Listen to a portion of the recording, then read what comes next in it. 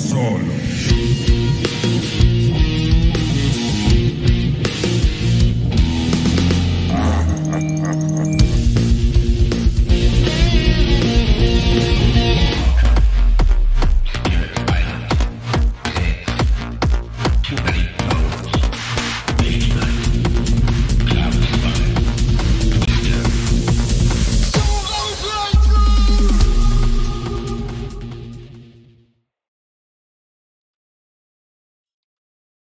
Hello! Welcome to Solo Playthroughs. We got a very anticipated playthrough apparently today. Mark Danger says howdy. ID Jester says hi guys. Let's go do this. Yeah, I've had some more comments about this upcoming playthrough than pretty much anything else I've done in recent history. Yeah, we'll see. I am excited to get it on the channel. I have been not shy about indicating that I don't love this game. I like this game. It just doesn't hit for me on a few levels, but we'll discuss all that as we go. But this will be a lot of fun. I love this patron challenge. This was a patron challenge brought to you by Brian Schultz, which is going to have me play as the Servant of the Eye, the Servants of the Eye, that's plural, against the Ghosts of Eldervale, because you always play against the Ghost of Eldervale in a solo game of Dwellings of Eldervale. And we're throwing in the Mother of Dragons. Now, in some ways, she makes life easier for you as a solo player. In some ways, she makes it harder. We will see what she does for me today. All right, we have Mark Dangerous says, I am excited. Yes, let's be excited. I had these all as the white pieces because ghosts in white seemed like it made some sense. But then I realized, again, just like I have the problem with Gaia Project, the white pieces were really causing some issues.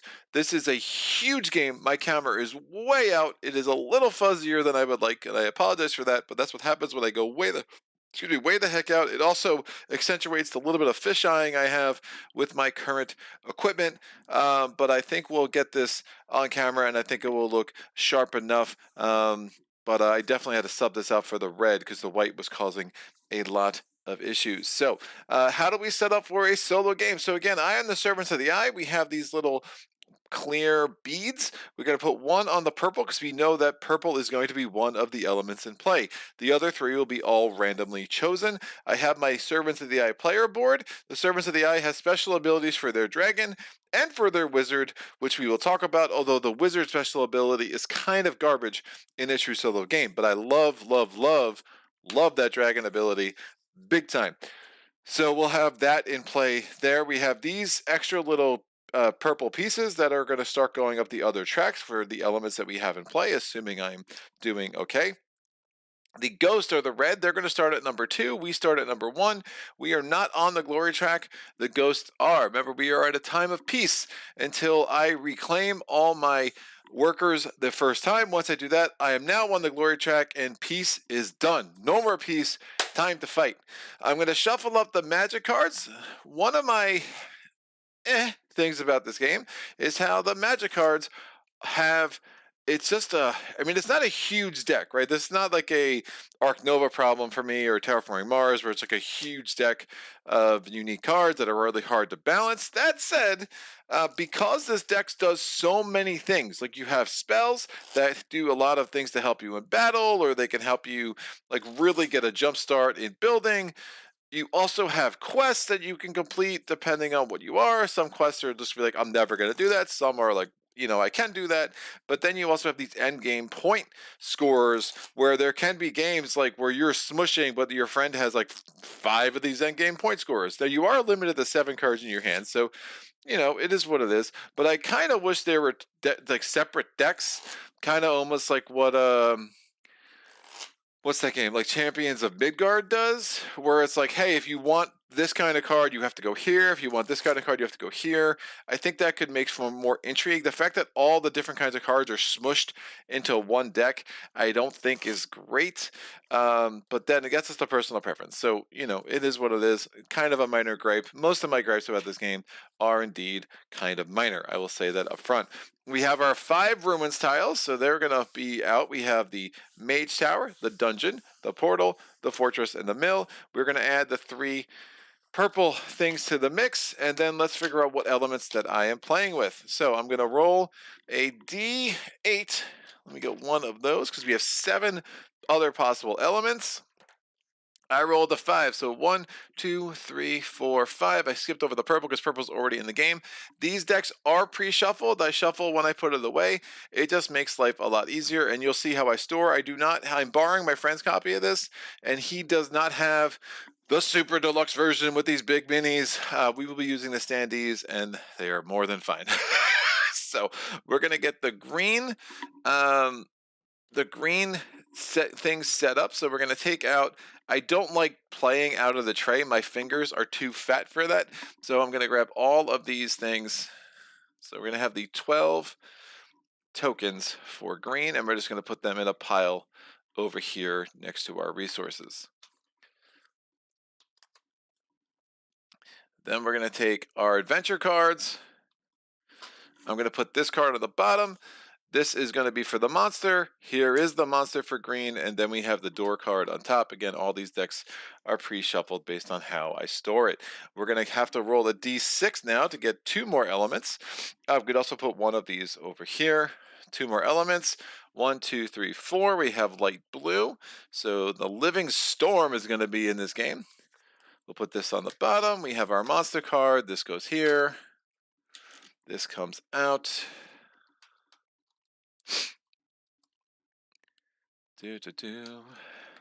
If you have this version of this game, one of the things you will realize is that the box is 1/3 air, which is super annoying. It's definitely a thing. Owning this game would drive me nuts to just know how much wasted space it was taking up on my shelf. Yes, there are boxes in there for if you buy the expansions, but yeah, good luck. I mean, some of these expansions are really hard to find, and if you find them, it's really hard to find for a reasonable cost. These tokens, by the way, are for the Mother of Dragons, so they will come up. If you defeat the Mother of Dragons, we'll just roll the die and randomly get one of those 5. Or you could just randomize it at the beginning of the game too. I'll just do it as we play. It's more exciting that way, or something. We have 5 possible elements left. I'm rolling a d6. We're going to get the gold. So gold's in play. I forget what this monster is. It is the Winged Serpent. And that will go there. I think there is a special rule about the Winged Serpent when it comes to the ghost. So I'm going to need to look that up. The rest of those, so black, white, red, and dark blue are out of the game. And let me look at the rules. Oops, let me look at the rules real quick when it comes to the Winged Serpent. I actually haven't had them come up in a lot of my solo games. So this will go here. We'll take these out because they have my fat fingers. If I try to do this during the game, it would be a lot more annoying. I have big hands. They don't fit. All right, cool. So that is that. Everything else, the storage in this game is both awesome and kind of annoying. And that's just a me problem, I think. I already shuffled that deck. That's fine. I will deal 5 cards to me and 5 cards to the ghost before I forget. Remember, at the end of the game, the ghost will get 1 point per magic card that they have. If they were ever to gain a resource that was not a magic card, it indeed becomes a magic card instead. So 5 points here, 5 cards here. And then again, we're going to give the Atoma their 5 cards. Again, this will work less points. I'm just going to go ahead. I don't know. Yeah, I don't know what that symbol is actually supposed to mean, but that's fine. I'm just going to put that right there. All right, let me get the rules for the ghost. Oh, we got a lot of comments. Oh my gosh. All right, ghost choices. Ghost in battle. We'll always choose the gain. Monster powers that cause units to be sent to the Underworld do not affect the ghosts. So again, the Chaos Beast isn't going to affect them. If there's a battle, choice to do battle, the ghost will always choose battle, such as against the Winged Serpent. Yeah, they will. They are battley fools. So we're going to take these 12 things. Let me put the rest of these out. So yellow and light blue. And I'm going to shuffle these 12 things. And this is going to form the basis of our terrain deck, and we're going to take 5 of them off the top when I am done doing this crazy shuffling. Here we go. So 1, 2, 3, 4, 5. We're now going to shuffle those 5 in with the 5 ruins that we play the game with. There is a 6th ruin for a 4 or 5 player game. I have played this game at 4. I have played it at 3. I have played it at 2. I have played it at 5. I find it pretty similar at all player counts. So, you know, it is what it is. I do think there is a nice flexibility there. If you really love this game, I didn't find one player count decidedly better or worse than another. But again, that's just my experience. All right, so we have our 10 tiles here. Again, the 5 ruins plus the 5 that we took from here. So we're going to start making our board. So we have the dungeon. The dungeon is where you go to expand the realm and buy adventure cards. You can buy 1 or 2. We have a green place. There's a couple more things I need to just set up before I put the tokens on there, so bear with me there. We have the double light blue.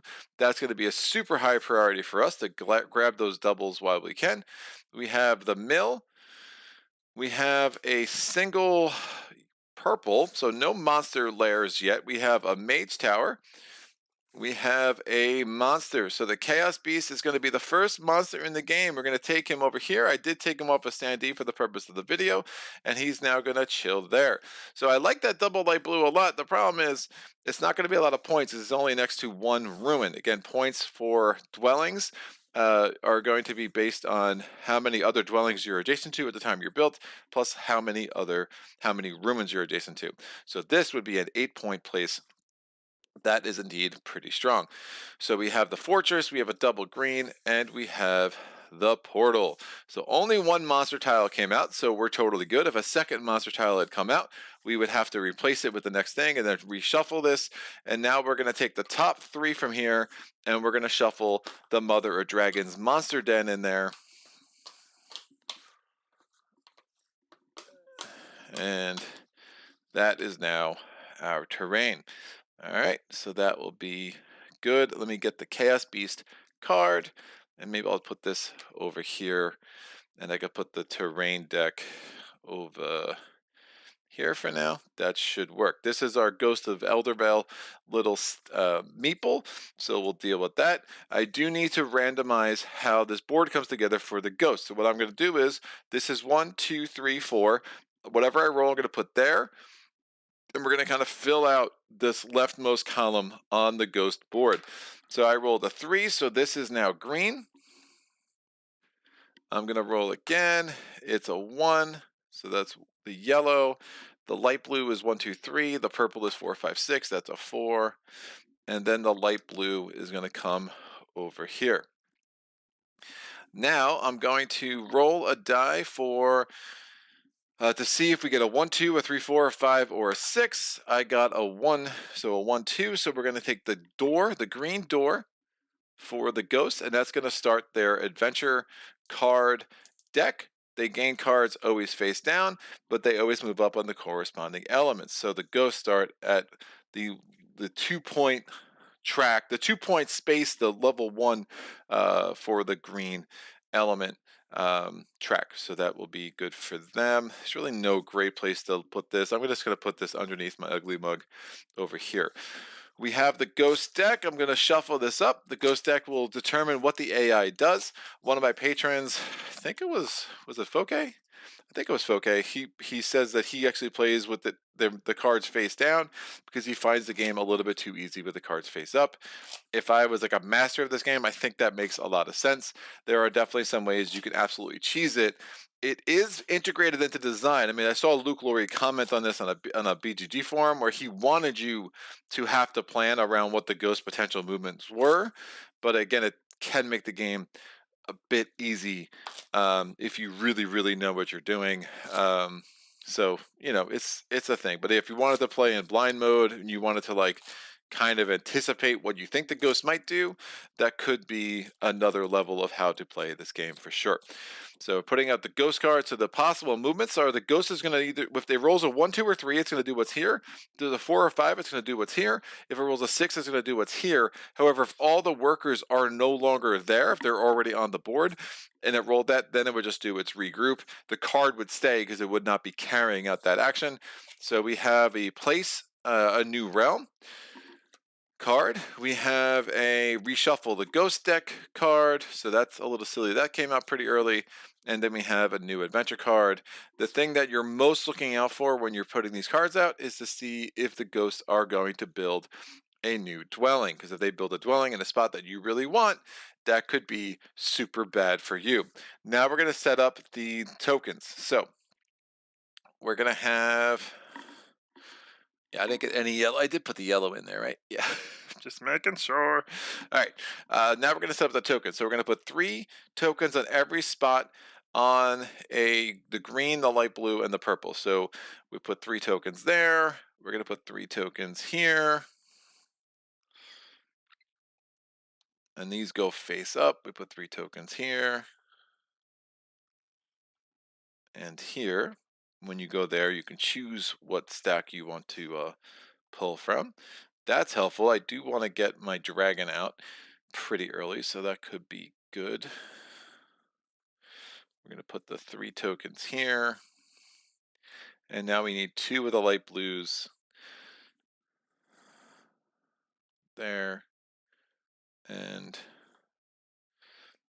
there. All right, let me check out the chat. Jester, it looks great, just wonderful. Brian, sweet, made it. Jester says, thanks for doing this, Brian. Good setup and challenge. Mark Dangerous, I will draft with the ghost.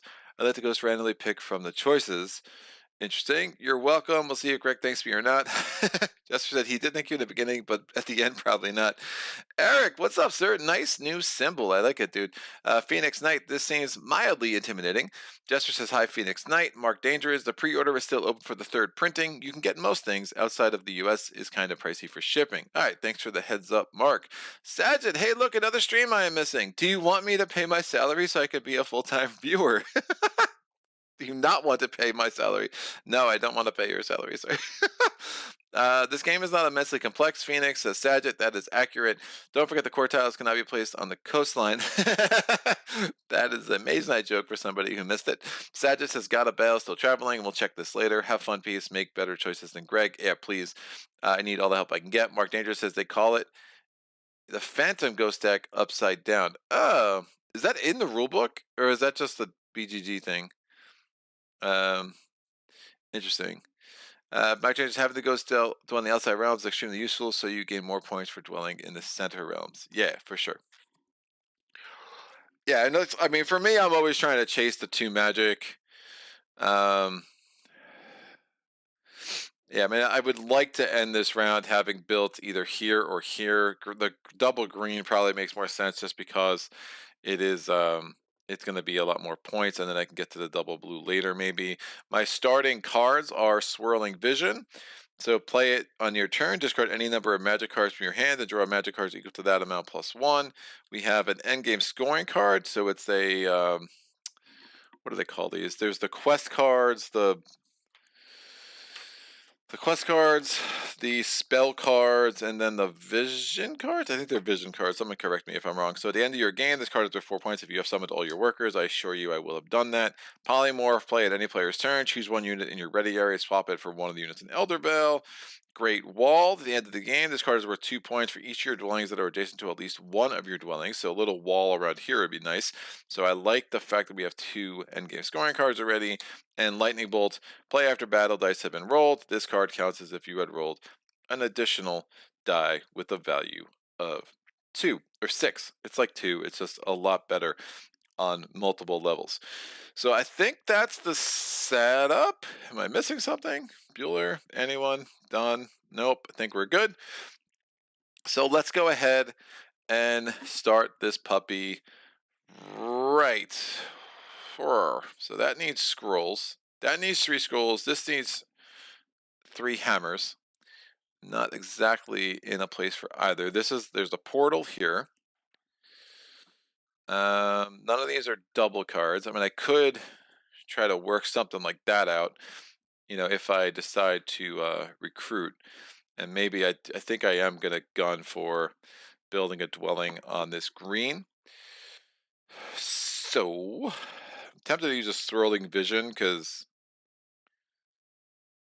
discard swirling vision and polymorph because I'm not going to really be using polymorph in a solo game. I find this card really helpful in a multiplayer game and not so much in a solo game. But that just could be me because, I play bad. So it's my turn. I will do that. I'm going to discard swirling vision and polymorph and get 2 more cards. Another in-game scoring card. Into this game, this card is worth 2 points for each different type of card on your tableau. So that's 3 in-game scores. And then we have Natural Abode. When you are constructing your dwelling, you may ignore the resource cost to construct this dwelling. And that will work. We should get up on green because then I could play this for free. Otherwise, again, because Natural Abode, it has the green element. So as long as you're up 1 on this, you could play it for free. Otherwise, you'd have to play pay a gem, and I'm going to want all the gems I can because I'm going to want to summon my dragon pretty quick, especially when we're no longer in peace. This does flip over. This card is so all the other cards are gate cards. Gate cards have some special things. If I get one, we'll talk about it. This is, you spend 3 hammers to gain this card. You would get up 1 on the green track, and then it has an aura. When you gain so you attach this to another card. When you gain the benefit of the attached card, you also gain 1 gold. Can be very strong. I find the green cards insanely strong. There was the one game against my friends where I had the benefit every time I built a dwelling, I took one of the tokens there, and it was just absolutely sick.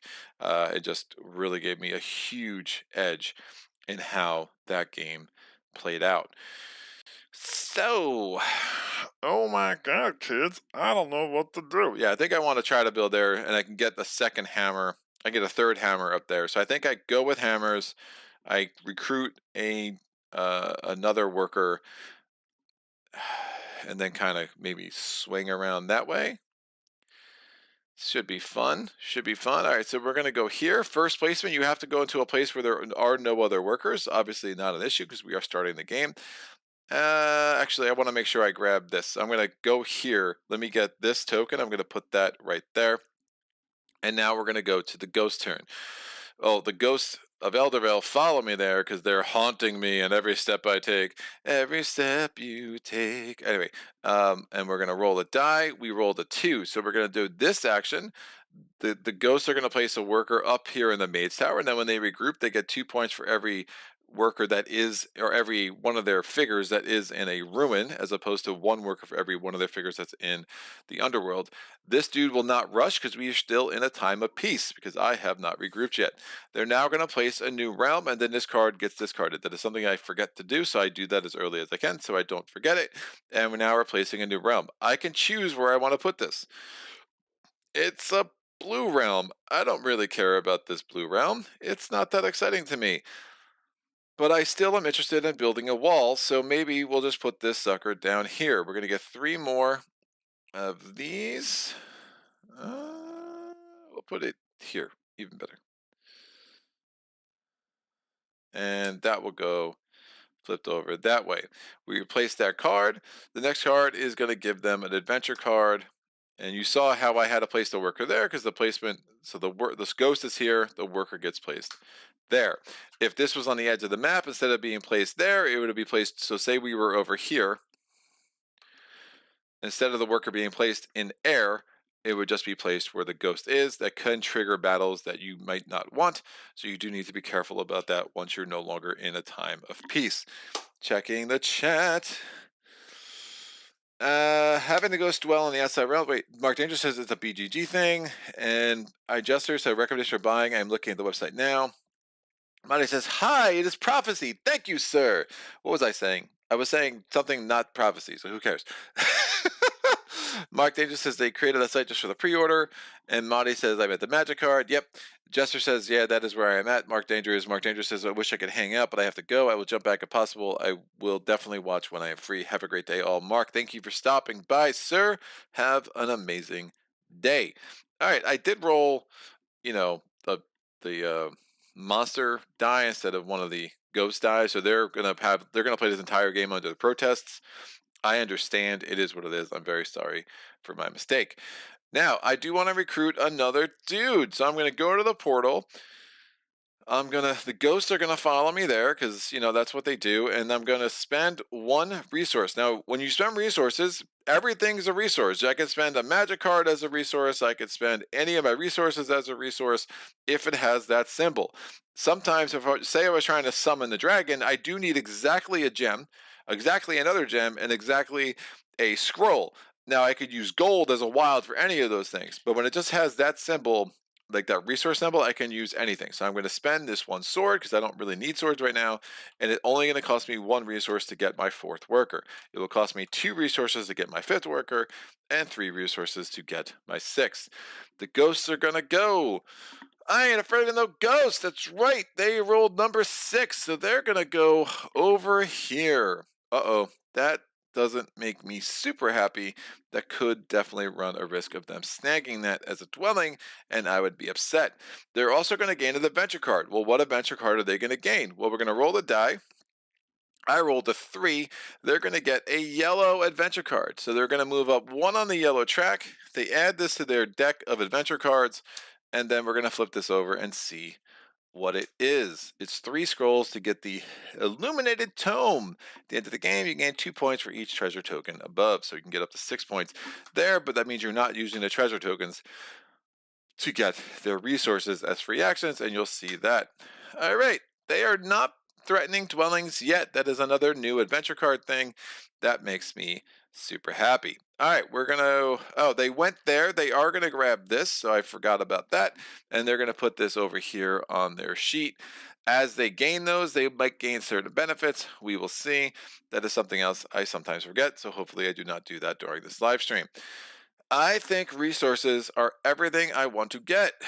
I don't know, but if it gets a 1, 2, or 3, it's going to steal that hammer from me, and I really need that hammer. So that would make me sad. Hmm. If I'm building that this turn, I need a hammer. So it's a little risky to go here, because again, if he gets a 1, 2, or 3, I'm going to be SOL, but it is a green. The chances are good that there will be another hammer underneath it, but no guarantees. I also could just spend 2 resources to get 2 gold, so I will have other options, but ideally I go there because it's just the easiest of options for me. The ghosts are going to fly over here. I get this token. That's super exciting. We now go to the ghost turn. Bam, it rolls a 5, so we're good. It's going to go to the fortress. Ghost thing goes here. It always goes to the fortress. We're going to place this card into the ghost discard pile and then reshuffle the discard pile into the ghost deck.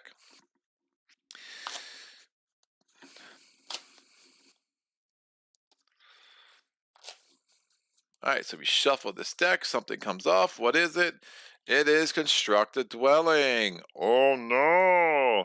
All right, well, good. I want to go up here because that's a good place for me to be. They're not gonna be able to steal where I want to construct.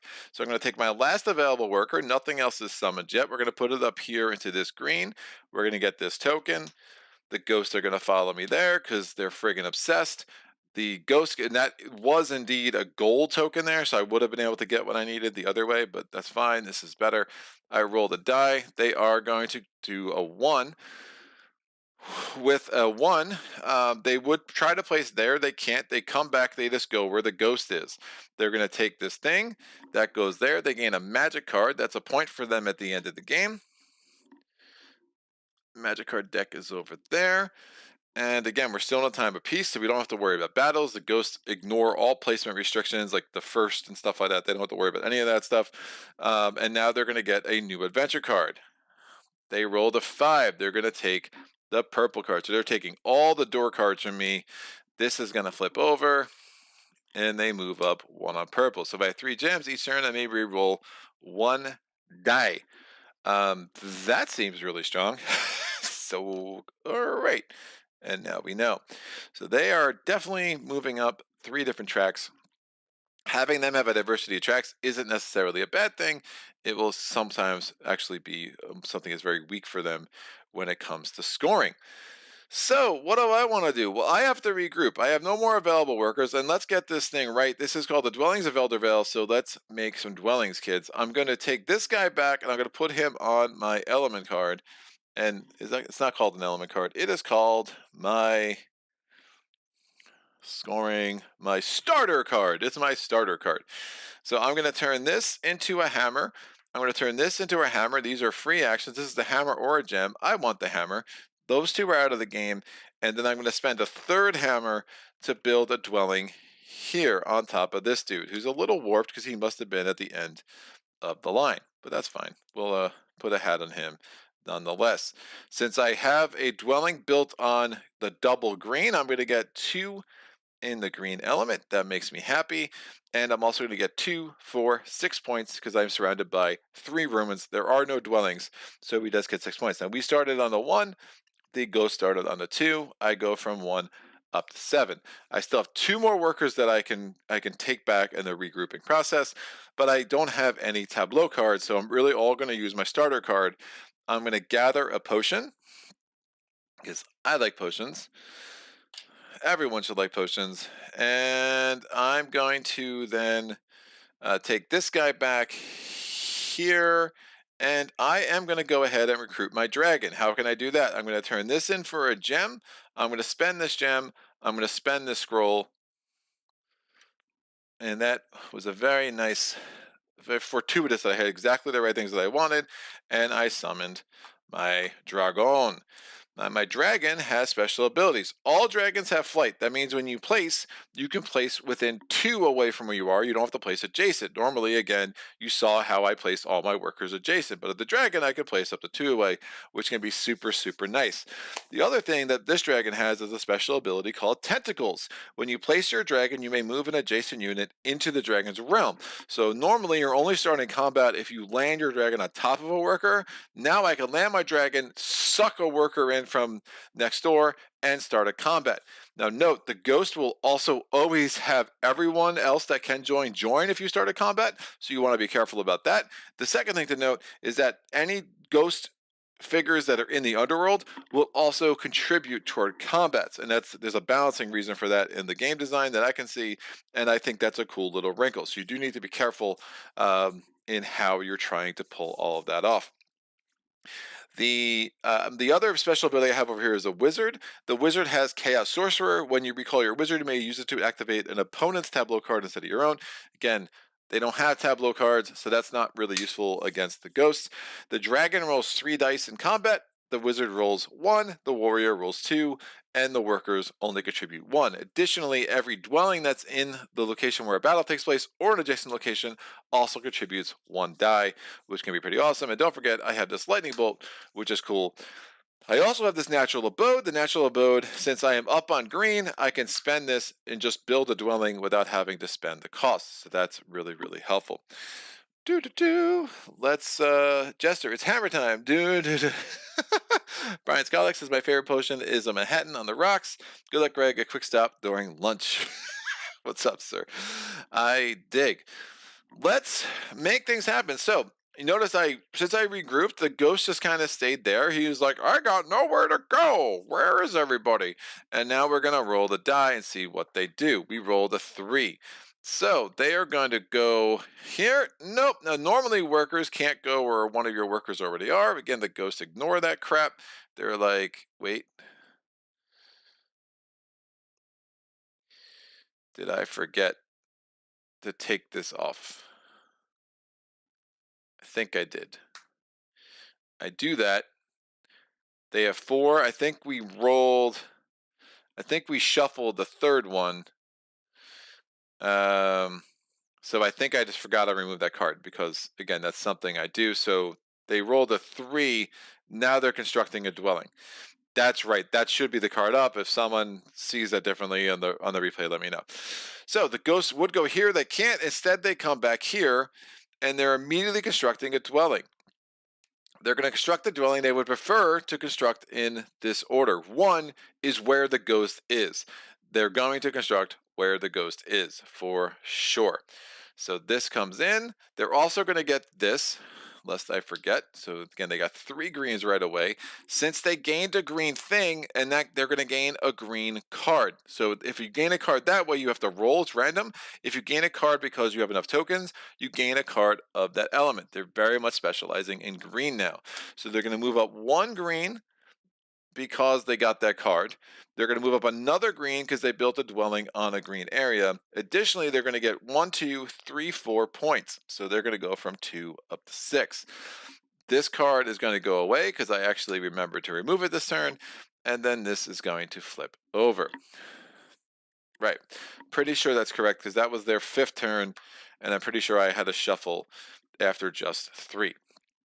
So, well, they made building a wall that way a little bit more difficult. We can never build walls on ruins. So, that's a thing to be aware of. We have this double up here. But I still think I want the double, and now it's worth 4 points instead of just 3. The problem, if I land there, guess what? Chaos Beast is coming in, and I'm not sure I want to deal with his ugliness just yet. Now, since I regrouped, remember we are in a battle mode now. There is a risk if I go here that the ghost might construct a dwelling here, so that's something to contend with. If I go to the portal, we have to fight the Chaos Beast. I would have 4 dice against 4 dice, and it could be helpful to start moving on. But additionally, the 2 reds would also join, so it'd be a lot of chaos. But I do have this lightning bolt, so maybe that's not the worst thing going. I think I like it. I kind of want to open this up. It's definitely in my way, and maybe I can build a wall around here, which wouldn't be crazy. Yeah, we're gonna do that. We're gonna try to clear out this path. So I'm gonna add my dragon. We're gonna go to the portal, and I'm gonna spend these 2 potions to get another worker. So I have 4. I've summoned 2 workers already, and my dragon, which makes me really happy. Now this monster rushes in. And there's a battle happening. The ghost can't help. Well, the ghost. This ghost comes here. The ghost figure comes here, and then these workers are like, "Hey, battle! Yes!" So I'm gonna roll 2 red dice, 1 red die for each worker. I'm gonna roll 4 purple dice because the 3 for the dragon plus the 1 because I have an adjacent dwelling, and then we're rolling 4 dice for the chaos beast. Now remember, if assuming the red workers lose, which they should, unless I roll 2 6s, that's not going to be, they're not going to win. I did give them 2 points because they're going to have units in the underworld, but they were going to get 2 points anyway because they had a unit on that mage tower. So I'm rolling the 10 dice combined. Again, the 4 grays are for the chaos beast. Oh, and even if they win, everyone there is going to the underworld, including my dragon, which is totally fine. So 4 dice for the Chaos Beast, 4 dice for my dragon plus my 1 dwelling, and then 2 dice for the red workers. Now we're going to compare. So we have 1 6 for each of us. These 3 6s are all going to go away. What's the next highest number? Well, I have a 5 here. The dragon has a 5. Well, the red workers have already lost, so they're done. Bam. Underworld for them. When you get something to the underworld, you get a sword. When they go to the underworld, they get nothing. I was playing the first few times solo, I kept giving them magic cards to simulate giving them swords. That was not good. I was like, why is this so hard? Because they were giving them 40 points in chaos cards, in magic cards, and that just wasn't how it's meant to be, so that's fine. So the 5s are down. We have this 3. My 3 beats that 2. This wasn't in, I don't think. I got to be careful with that. Yeah, my 3 beats a 2. It doesn't matter. So I do win. I defeat the Chaos Beast. I can go up 1 in purple magic, or I can move up on this track. I'm going to choose to go up on the track, I think. Yeah, why not? So I'm going to go up there. I'm going to get 2 points. I go from 7 to 9. Remember, if I get up to there, I'm going to get elements anyway. I just think going up on the glory track is just better. There are certain things that trigger off of that, like endgame scoring and stuff like that. Even though I won, because the Chaos Beast has a special ability, diseased at the end of battle, each unit that fought the Chaos Beast is placed in the Underworld, even if the Chaos Beast is defeated. So I go to the Underworld. When I go to the Underworld, though, I do get a sword as repayment. And now I've cleared out a nice track for myself To get up to there, I have the natural abode. I can build that for free. Everyone is happy. So Chaos Beast out of the game. I just love when you have these big minis in this game, and it's like, oh, that's already done. Okay, just like a very weird experience. All right, that's that's all I have to say about that. That's all I have to say about that, because Forrest is my hero. So we're gonna put all these dice over here. First battle of the game was a resounding victory. But now my dragon's going to be stuck in the underworld for a wee little bit of time here. What are the ghosts going to do? So they're definitely going to do an action because they don't have any of these areas empty yet. So we're rolling the d6. They're going to do 1. They're going to move here. They're going to grab another green. They are smushing the green. And then this action is carried out. Notice if all it was a placement action. They don't do anything else. Oh, and I realize there's a big freaking glare over there. Huh. That's not great. How to stop that? All right. Boo-da-doo. Let's try this. Sorry about that. I did not notice that before we started, and I should have.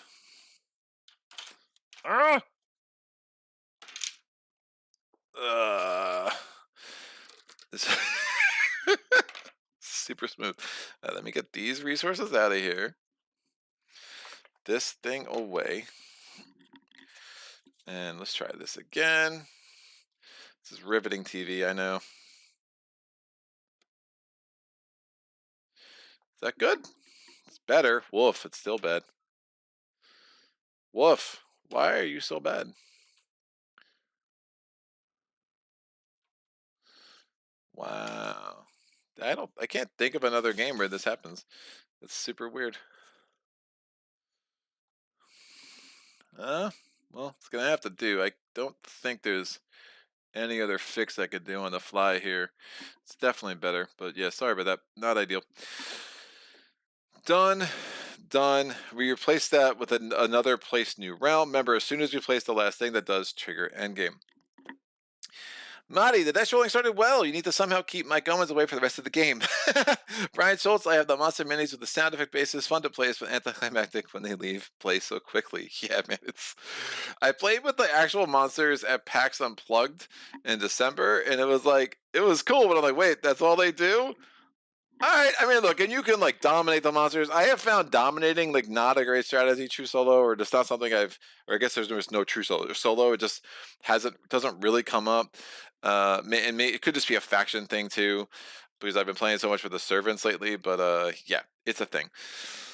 So I can place anywhere now because I have nothing on the board. But remember, construct a dwelling. They might try to construct a dwelling there, which I don't hate. I don't hate at all. If they roll a 1, 2, or 3, they have to reclaim. I definitely want that. The mill is all the way over there, though, so I'm probably not doing that till I regroup.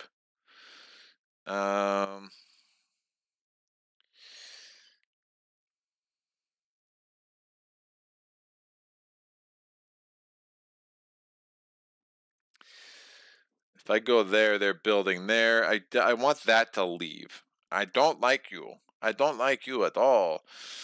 I already have my dragon, which is bananas. Yeah. Oh, but you know what I could do? If I just do 1, 2, it's again, I don't have to be each of your dwellings has adjacent to at least one. They don't have to be one continuous wall, so that's actually a little bit freeing. So I just do the 1, 2. I try to get there because that's a lot of points, yo. I think that makes some sense. I should be able to get some potions. I do want to buy tableau cards, but I might have to wait. 3 gems. I like temporal flux a lot, though. Woof. 3 gems. Oh, this green card should flip. 3 gems, 3 scrolls, 2 scrolls, 2 hammers. Not a lot of hammers to choose from. Nothing that gives me potions, so that might be a little ambitious. Yeah, I really don't care about that spot too much. This is a 12-point spot. That's like a must, right? Must. I must. All right, we're gonna go here. I'm gonna grab this. I think that makes sense. I have some ideas. Let's see if they work out. The ghosts follow me over there. They're going to roll a die. They rolled a 6. They're going to come and they land here in the fortress. They're going to gain an adventure card. Now we're doing random because they only guarantee what it is if you're getting it from this effect. So we're going to roll a die. We rolled a 2. They do get another green card anyway. That's crazy. They move up again on green. They're probably going to snag that little orb from me, and that makes me a little sad. Ooh, the Hermit's Abode, eh? That's an interesting one, but we would need 3 hammers, which I don't have many of those to spare. All right, place a new realm is now the new number 6. So 1, 2, 3, or 6. They're gonna finally just stop. Just stop once. Yeah, I really want them off the board because they're making life really annoying right now. But I can find a way just to kind of work around them. I think I just do this mill and make sure I snag that, and then I'll worry about getting resources for the rest. So I'm going to go to the mill. I'm going to play the natural abode. I can ignore the resource card. It's only a 2-er, so it's not great, but I'm just I don't really have much else to do. I don't want to trigger a combat because they'd be rolling a lot more dice than me because they're going to have the 2 in the Underworld plus whatever would be fighting, which is a lot. And my dragon is obviously, taking a nap in in the Underworld. So I played this when I constructed dwelling. I built a dwelling there. I move up 1 on the purple, so I'm at level 2 there, which is a 3-point space, and I'm going to get 12 points because 4 ruins and 2 dwellings. 12 points gets me from 9 up to 21. That is my turn. So, and the ghost again would have followed me here. Ghost turn, they rolled a 4. They are not ready to quit. They're going to go down here. They construct a dwelling. The thing is, they have no ghost workers on any spots that don't already have a dwelling that are within this radius. They actually don't have any ghosts at any spots without a dwelling anywhere on the board, so they can't construct a dwelling. This card still goes away, though, because they did try to carry it out, and then the next card is going to come out. So now we have special dwelling. Again, there's no place really for them to build, and they're still in my freaking way. I literally can't go there because I cannot actually buy a card.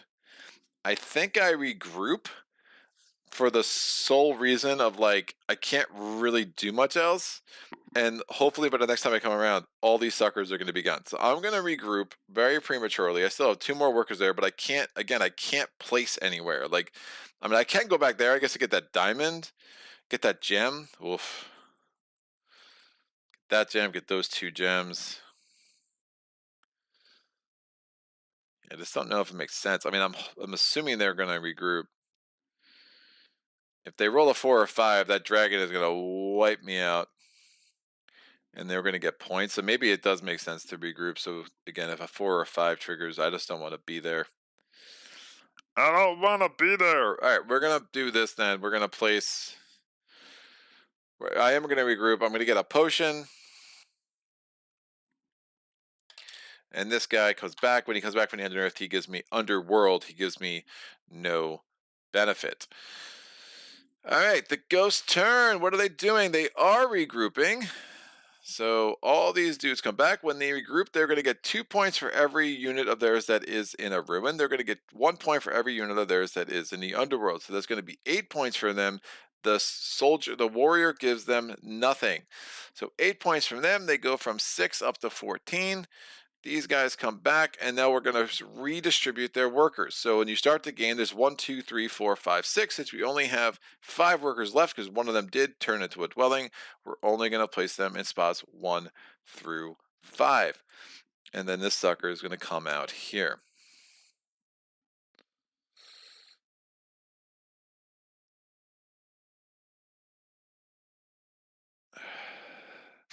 Mark Danger says you can still use the Ghost Adventure cards with your wizard. Oh, wow. That's really strong, dude. I can literally look through all these ghost cards. Woof. I mean, they only have gate cards right now, but I can see that being real strong as these cards come out. So interesting. Cool. Thank you for letting me know. So they regrouped. I want to try to get enough resources that I can buy 2 tableau cards. The problem is none of these cards cost potions, and I have very little access to anything but gems right now. That's a scroll. None of them have construct dwellings, although that could be a thing for sure. So I'm going to come here, get these double gems, because I think that's going to be super useful. The ghost is like, ha, I missed you. And I was like, I missed you too. And that's fine. We're going to do a ghost turn. They rolled a 1. They are going to put a marker, a dude here. Because of the placement thing, they're going to take this. That's fine. And now this comes out. They're adding a new realm. What are they adding? It's the Dragon's Den. Yes. Woof. I'm with the Dragons Den way the heck out here. And we have the Mother of Dragons. The Mother of Dragons has some interesting abilities. Looming Threat. She rushes when any unit is placed in a ruin. Incredible power. She re-rolls once. She cannot be dominated. She's resilient. If you defeat her, advance in the glory track and take a trove token from her Dragon's Den. If it is the last trove, she is destroyed. Protective. After battle, she always returns to the Dragon's Den. If you placed a worker on the den, you get a gold. You only get those tokens if you defeat her in battle. But she is rolling 5 dice and re-rolling ones, because that's super fun. And I just want her way out there because I don't want her. She would also normally rush. So she not only will she rush if you're adjacent to her, she will rush if you go into any ruins space. So we'll just keep her out there for a minute because I don't want to deal with her right now. And that new action comes out. Alrighty then. I think I put my dragon out there. Oh no. What I'd like to do is go here. That's a hammer. That's not great. Can I get enough scrolls? I really want to be able to spend potions. I could go here and get gold, but I'm going to get smushed. I think I try to build there this now. I try to get cards. I just try to get cards, but I go up. Oh, this gives me a scroll down here, so that's helpful. If I go scroll, fortress, dungeon, that is an idea. And then I could turn in 2 resources, get golds, they're wilds. We'll fight the dragon twice, see if we have a chance. I just won't build a dwelling this turn, and I'm totally fine with that. So I'm going to get this scroll because I just need tableau cards because I have none of them. The ghosts are going to come and follow me here. Ghost turn. They rolled a 6. So they're supposed to place down here. They can't. They place here instead. They're going to take this token. And now we have a combat against their wizard.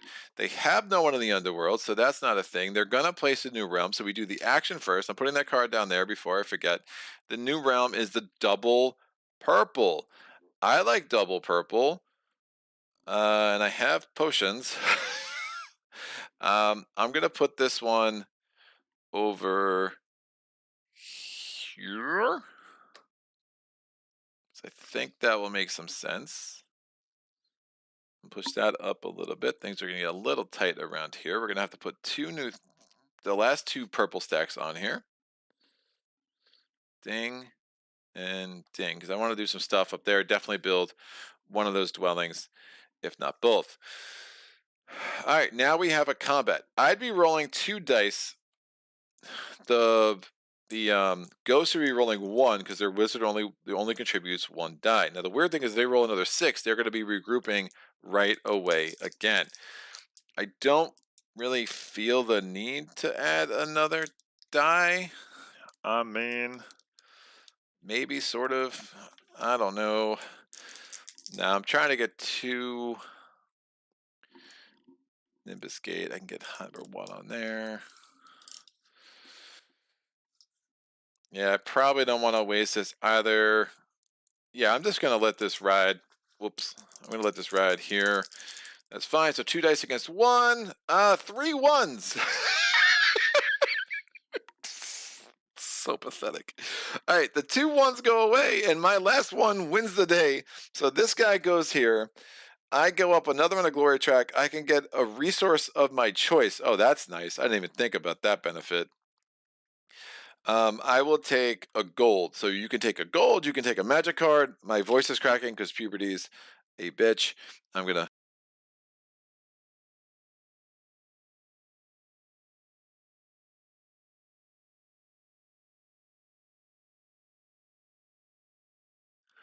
Mark Danger says get to the fortress. Tony Barnett says, "Oh, Greg, your favorite monster is now in play, but don't roll like Greg." Don't roll like Greg. Yeah, dude, it's a thing. It is a thing. All right. Well, I think I want dungeon cards, man. Adventure cards. I'm feeling the need for some adventure cards. And now since I won that battle, I got any resource I wanted. Maybe I fight the dragon. What is that? 2 scrolls. Yeah, probably am not gonna build anything this turn. I get the adventure cards. I regroup. Or do I build something this turn? These are the decisions. I could build that.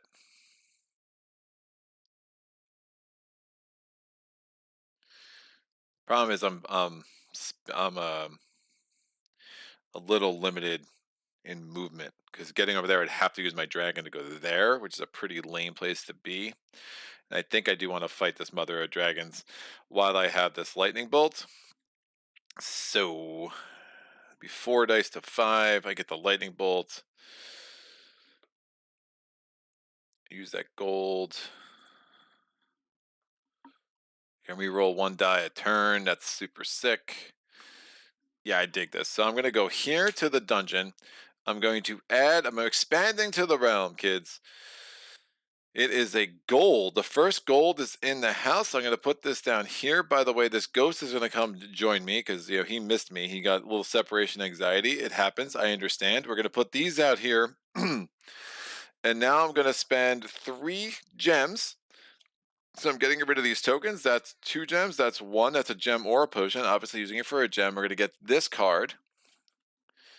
That moves me up on purple. So if I move up, if I build a dwelling there, that's caps me out of purple, which is a glorious, glorious thing. That's what I want to do. And then I'm going to spend this scroll and this gold. And I'm going to get the Nimbus Gate. And that's going to move me up. Excuse me, voice is still cracking. That's going to move me up 1 on the light blue. Sorry to clear my throat in your face. This goes there. So 3 swords, taking the poison scimitar. After you lose a battle to an opponent, that opponent must choose one of the units that fought and move it to the underworld. And then we have the biting frost.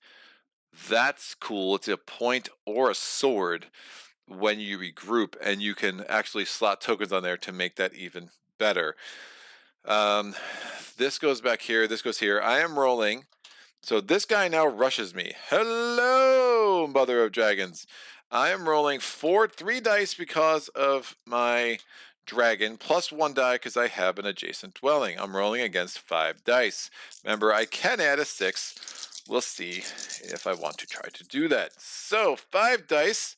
Look at me! So 4 dice against 5 dice. I have a 6. The dragon has a 5, but it re-rolls its 1. What do we get? It's a 2. Excellent. We still win. It is my day, kids. Let's go play some craps because I am on fire. So the dragon goes back to its den from where it belongs because that's part of its rules. I get to move up on an element of my choice.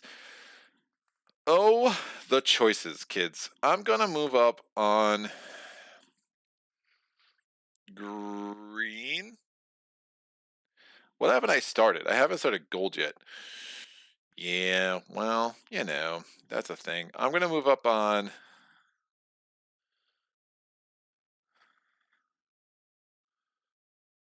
light blue. Yeah, I think that makes the most sense. I'm moving up on light blue.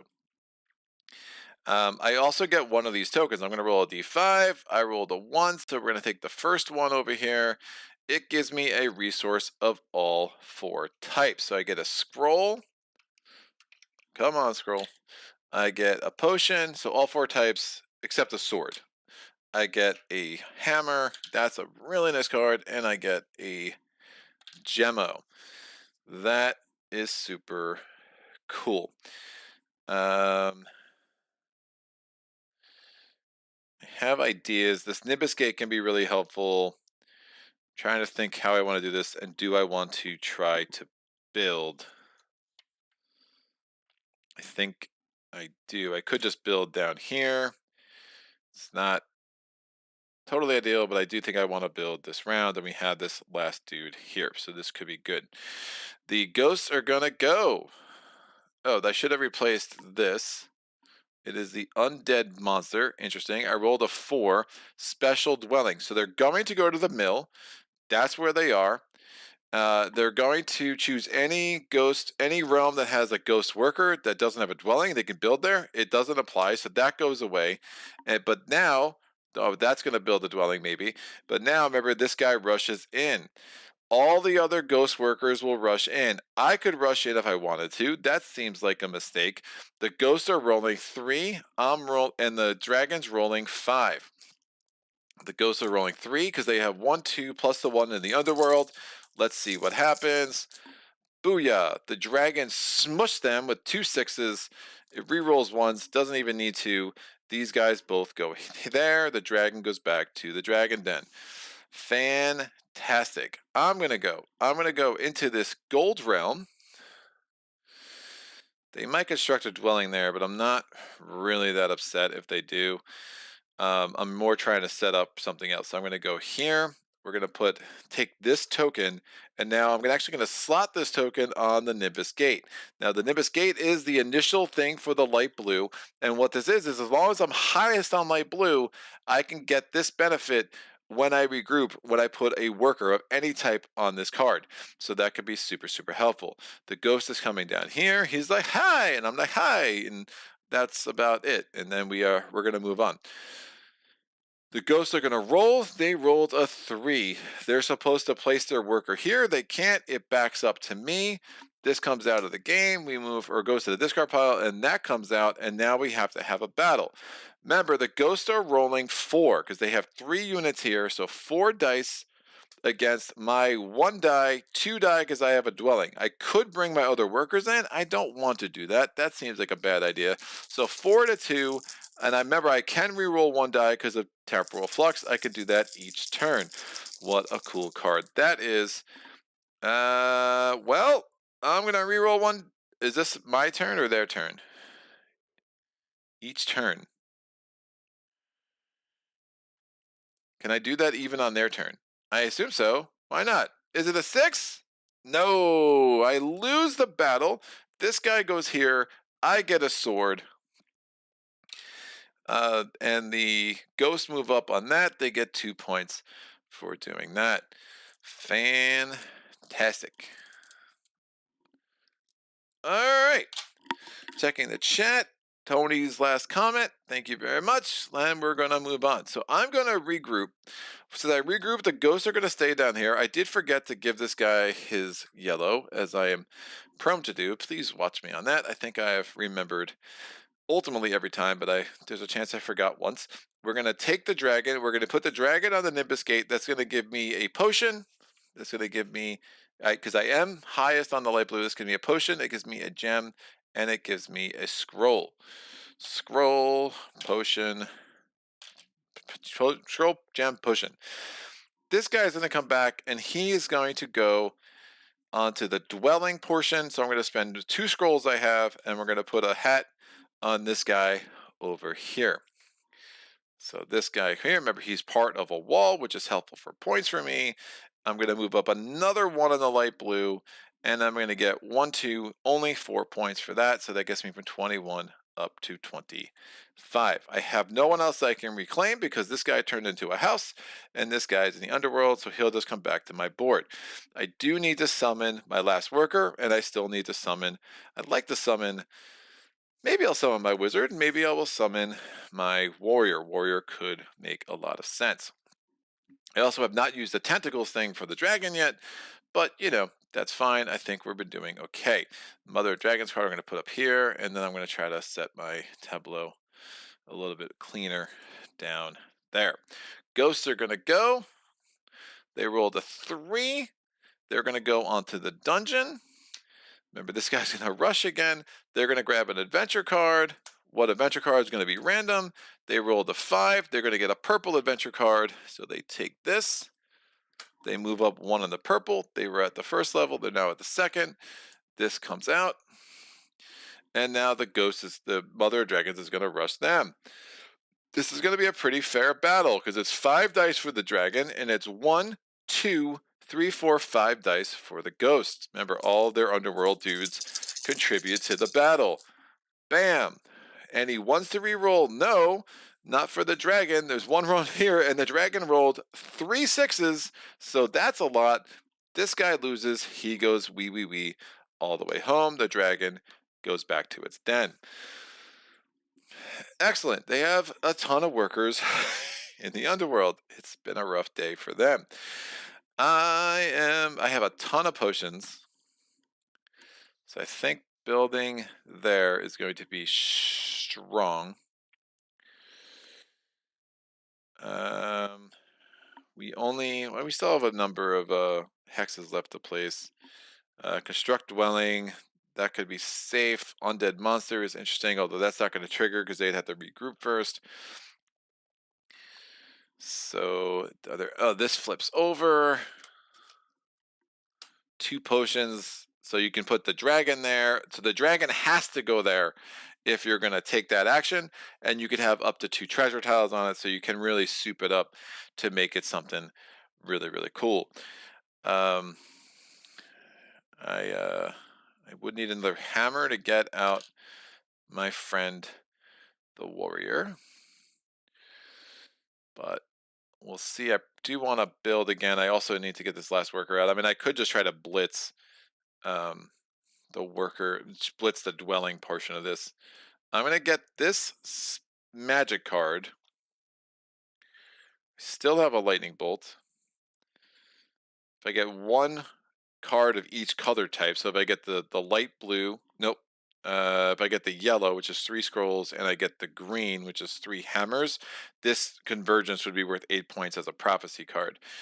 So yeah, gems are not doing all that much for me to go. I can use them as resources just to get my last worker. So I went there, I took the magic card bit. I will trade that in immediately and see what this magic card is about. Fireball play before rolling dice in battle. Roll 2 additional dice. That's helpful. Now the ghost comes up here. Now we go to the ghost turn. They rolled a 4. They're going to place here. Construct a dwelling. They can't construct a dwelling. This goes away. This comes out. Another construct dwelling card. So I do want to be careful where I place next. Saying the chat, nothing new. Excellent.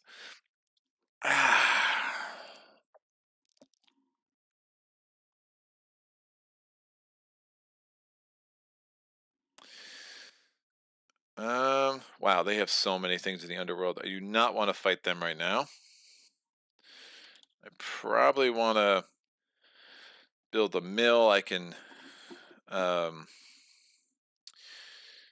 summon when I regroup. 3 workers. So if I build a dwelling here, have 2 more workers on, summon when I regroup. I don't hate that. Summoning is super powerful for me right now with that Nimbus Gate. And if I build that, I can start getting some orbs, which makes me pretty happy. So I'm going to put this dude here. There's no more tokens, so I just get a potion. And that's that. The ghosts come down here. Ghost turn. They rolled a 4. They're going to put their dragon here. They construct a dwelling. They can't construct a dwelling, so that card goes away. They would... Oh, shoot. I think I forgot again. There were no tokens there, so they would have just got a hammer. So instead of getting a hammer, they get a magic card. And then again, there's no tokens there. Instead of getting a hammer, they get a magic card. So again, I'm starting to slip. There's a cracks in the armor. I did remember. There's only 3 workers there. I definitely got from that, and I did that. So I think I've remembered every time, but it's not. I'm trying to be a little bit more systematic in how I go here. All right, I'm gonna go to the that marker. That guy stays there. I'm gonna go to the mill. I'm gonna spend 3 potions. 1, 2, and 3. And I'm gonna build a dwelling here. I build a dwelling there. That gives me only 2 points, but I'm fine with that. I get 2 magic, 2 purple energy. This gives me this orb. Now this orb I can hold on to. I can use it at any time. I can gain more magic cards. I can do a bunch of things with this orb. So I'm going to just chill with it right now.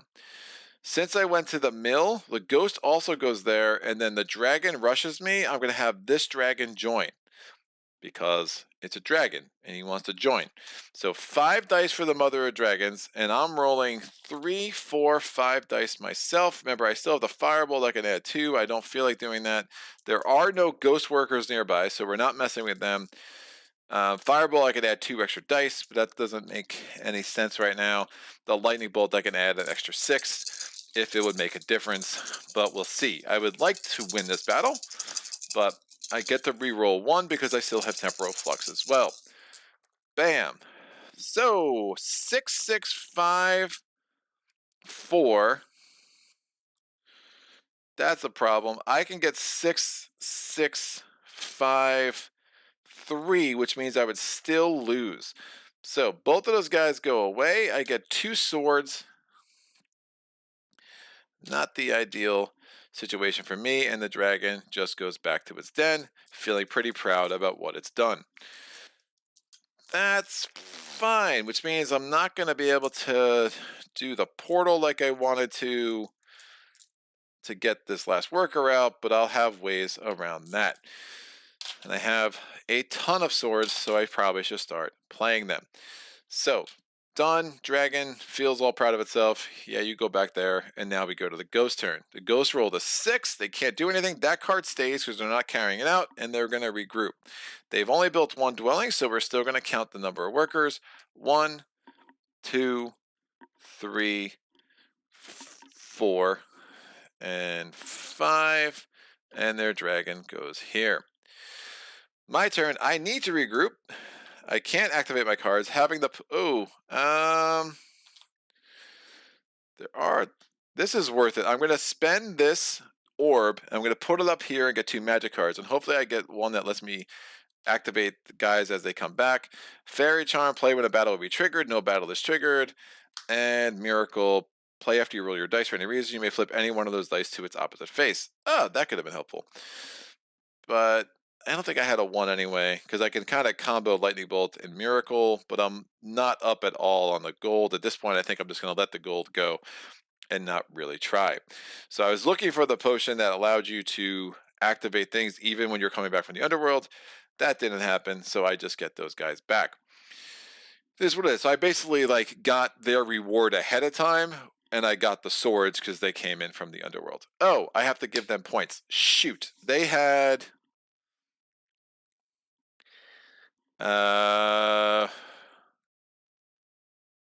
meh. They were here, here, and here, so that's no points. I think they had 1, 2, 3, 4 workers in the Underworld. Sorry about this. This is the second time they regrouped. I'm struggling. Maybe it was the third time they regrouped.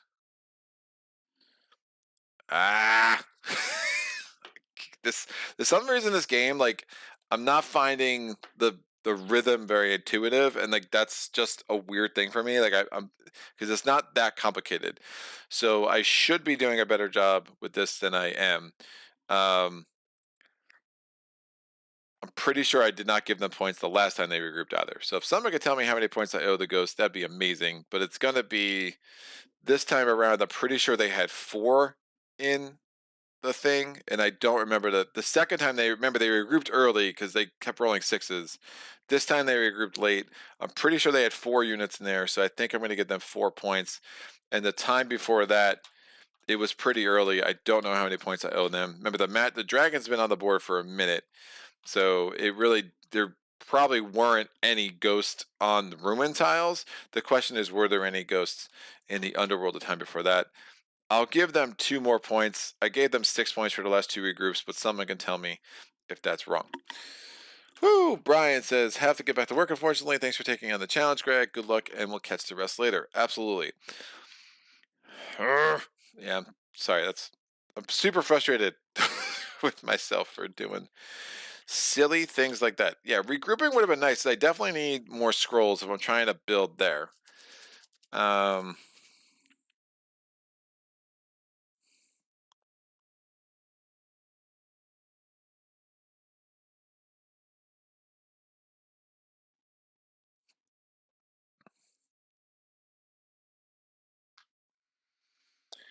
all right, I'm going to go to the portal with the dragon.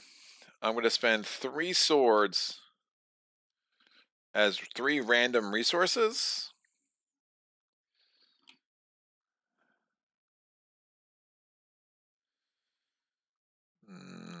Yeah, I need scrolls. I need scrolls bad. All right, 3 swords, just 3 random resources. And I'm going to get my last worker out. Since I went to a ruin, the dragon comes in because the dragon's a big jerky jerk. And now we're fighting. It's 5 to 5. I'm going to not spend the sword, but let's go 5 to 5. Remember, I still have the lightning bolt.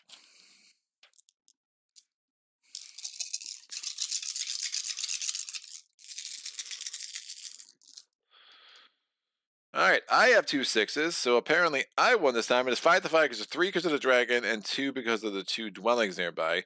So I beat the dragon again.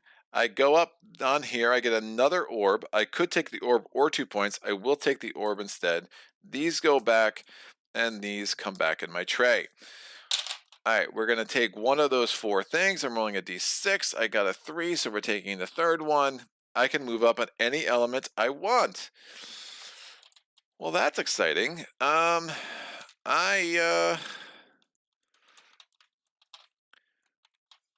move up on the yellow. Let's get that party started. I do want to get a card of every type, although I just don't know if I'm going to have the scrolls to make that happen.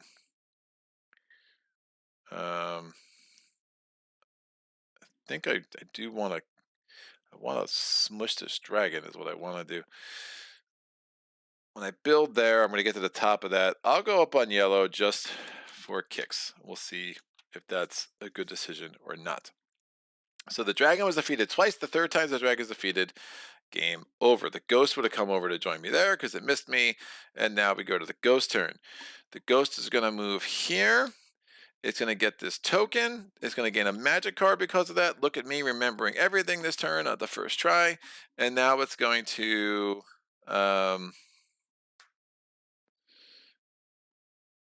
I rolled a 4, right?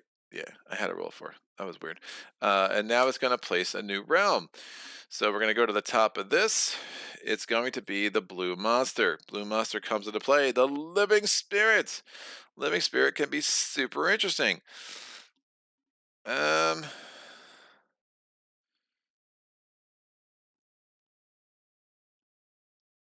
just put this sucker over here.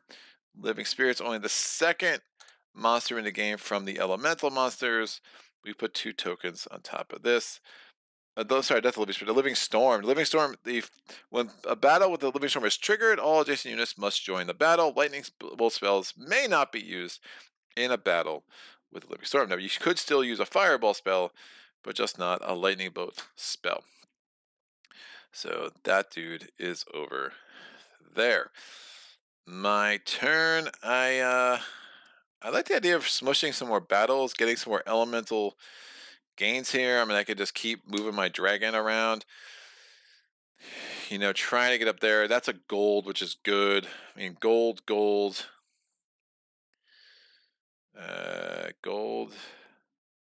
Ooh, I could make that work.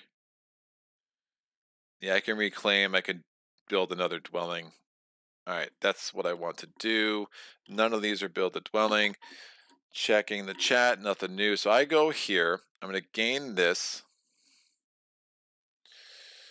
And now that triggers a battle. Ghost comes here as well. Now I can go there. My first placement, if I had nothing else on the board, I couldn't do this, but since the dragon was on the board, I could. I'm going to move the dragon up here. We're rolling 4, 2, 1 against the ghost. They add no more power. They have no one else in the underworld. So I'm essentially giving them a point. That's bad. I'm going to add the lightning bolt because I do not want to lose my workers. So I'm adding the lightning bolt to add a 6, and that's enough to defeat this dude. Rough. What a waste of a lightning bolt. But, you know, it is what it is. Done. The ghost turn. They rolled a 2. They're going to go here. They can't. They come back up here. That's out. This comes off. They're also going to grab this token before I forget. Since they grabbed that token because of a purple thing, they get the purple card. That's going to move them up 1 on the purple magic. Very cool. And now we have another combat. I really don't want to lose this. But it's really silly to do this. But right now, it'd be 4-2. I am going to use the fireball. I could use a fairy charm too. Oh, I won that battle, so this moves up. I get a resource of my choice. I will get a gold. I have this worst case scenarios. Yeah, I'm going to do a 4-2. I'm not going to use the fireball just yet. Let's see how this happens. 5-5 beats the 4-2. And again, they had 2 because they had 1 in there. I win another battle. This moves up. I move up on any magic track that I want. I'm going to move up on the gold. I think that makes the most sense. And I won another battle. Again, that's why I did that. So cool, cool. There's another orb there. There's this orb. So many orbs, kids. I'm going to use this orb to get a magic card and a gold. Still some chasing some points. I got no quest this round, which is super interesting. Playing your turn, for the rest of this turn, you can use swords if they were gold. That's the plowshares, and I could do it for free because I am on level 2 of the gold. So that was their turn, right? They triggered another battle with me. I'm gonna go here.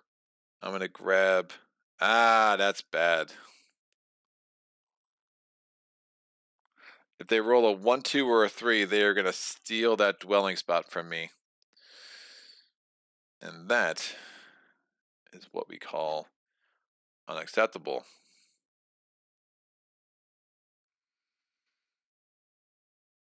I do not want to risk that. I do not want to build here.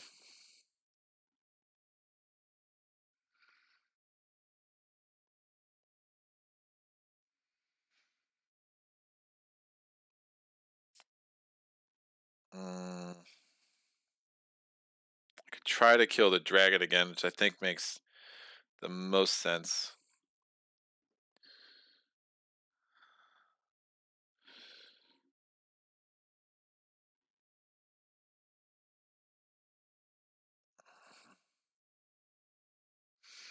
Yeah, I don't want to risk rolling a 1, 2, or 3, and they would construct a dwelling there immediately, and that would make me very sad. No one's gone in that hex at all, which is nuts.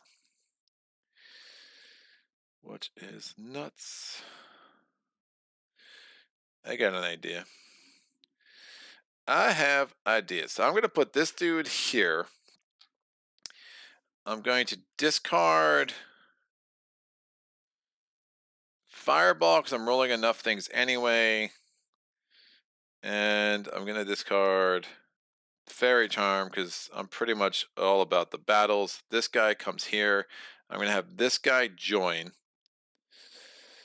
And if it rolls a 1, 2, or 3, we might have another battle, but that's fine. So I'm discarding these 2. This comes in. I'm drawing 3 magic cards.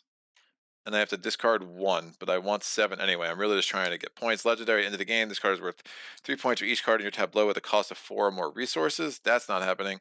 Fairy Charm is fine. Play on your turn. Choose 1 adventure card in the dungeon tray. Pay its cost and add it to your tableau. That's awesome.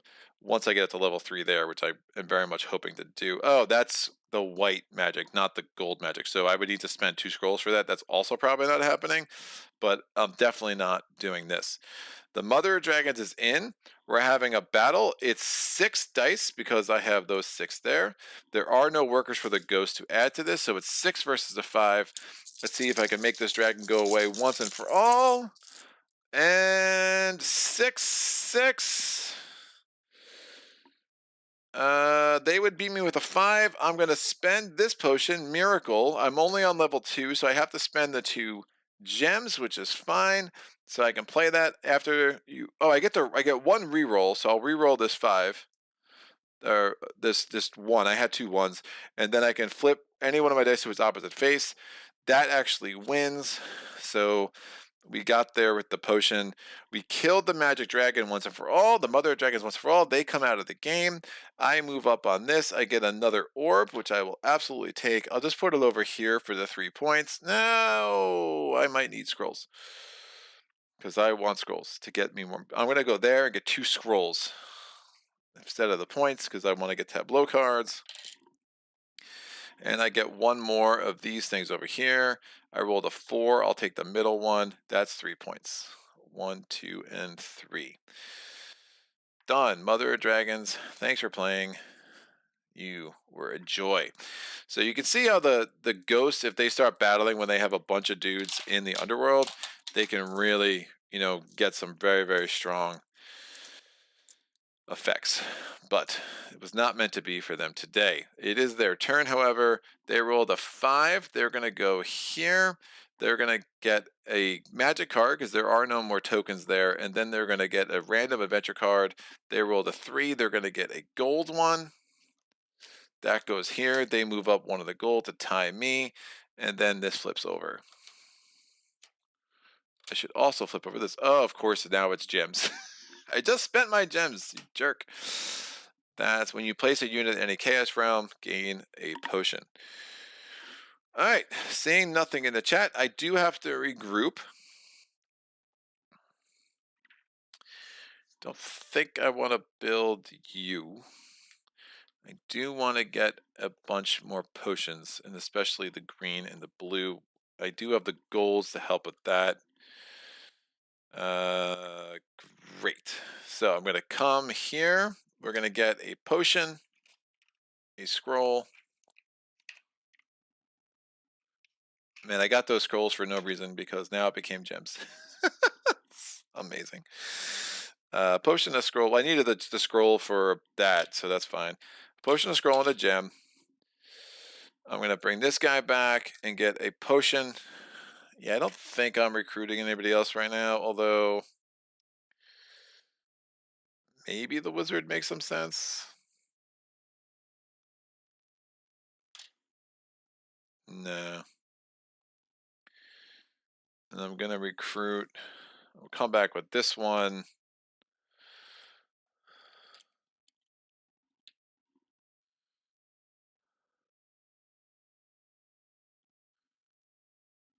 Do need hammers. Need 3 hammers and 3 gems is what I want.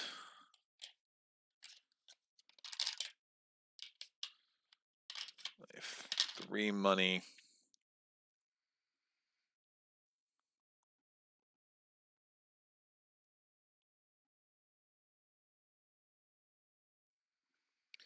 Another worker could be helpful just to prevent the reclaims, but it's fine.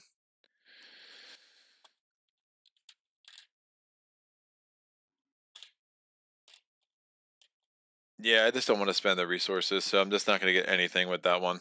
It's fine. The ghost turn. The ghost rolled a 2. They come here. They immediately construct a dwelling. They construct that dwelling. They're going to go up 1 on the purple, and they get 4 points. They go from 22 to 26. Done. This comes off. This comes over. New adventure card for them. That should be safe.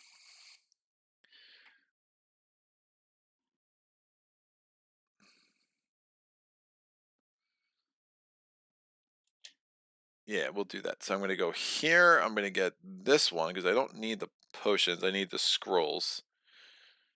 The ghost comes, joins me here. This turn, it's a 4. They're going to get placed up here. They take this. That fills that up. They're going to get a new adventure card. What color? Depends on the random roll. It's a green. They get a green adventure card just when I saved up the things. Now I need more gems. That's brutal. They take this. They immediately cover that. They get 3 points. They go from 26 to 29. Remember, the score is going to be plus or minus a few because I did forget the score there for regrouping a couple of times. I'm still not exactly sure how much. Someone can tell me in the chat or in comments later. Either is fine. But wow, these donkeys took, and he take the, oh, he took the 2 gems. Wow, they kept changing the cards on me, so that's like super unlucky. Because I do want to get a gold and a green because it's worth 2 extra points, but apparently that was not meant to be. So we'll just have to improvise. Each time you acquire a token with at least 1 symbol that matches any below, gain 2 points. That's sick. Gilded Pyramid, end of the game, gain 3 points for each gold icon on the tokens above and 2 for each gold in your supply. That's also pretty sick. I don't hate that. Alright, so I'm going to move my dragon over here. I can tentacles over and force a battle and get 2 resources. Woof.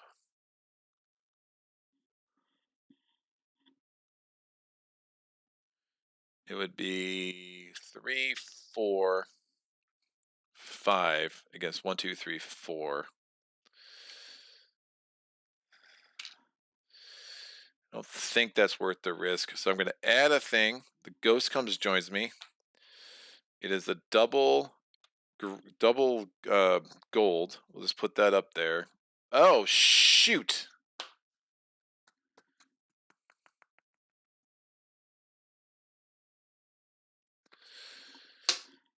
I didn't see the living storm.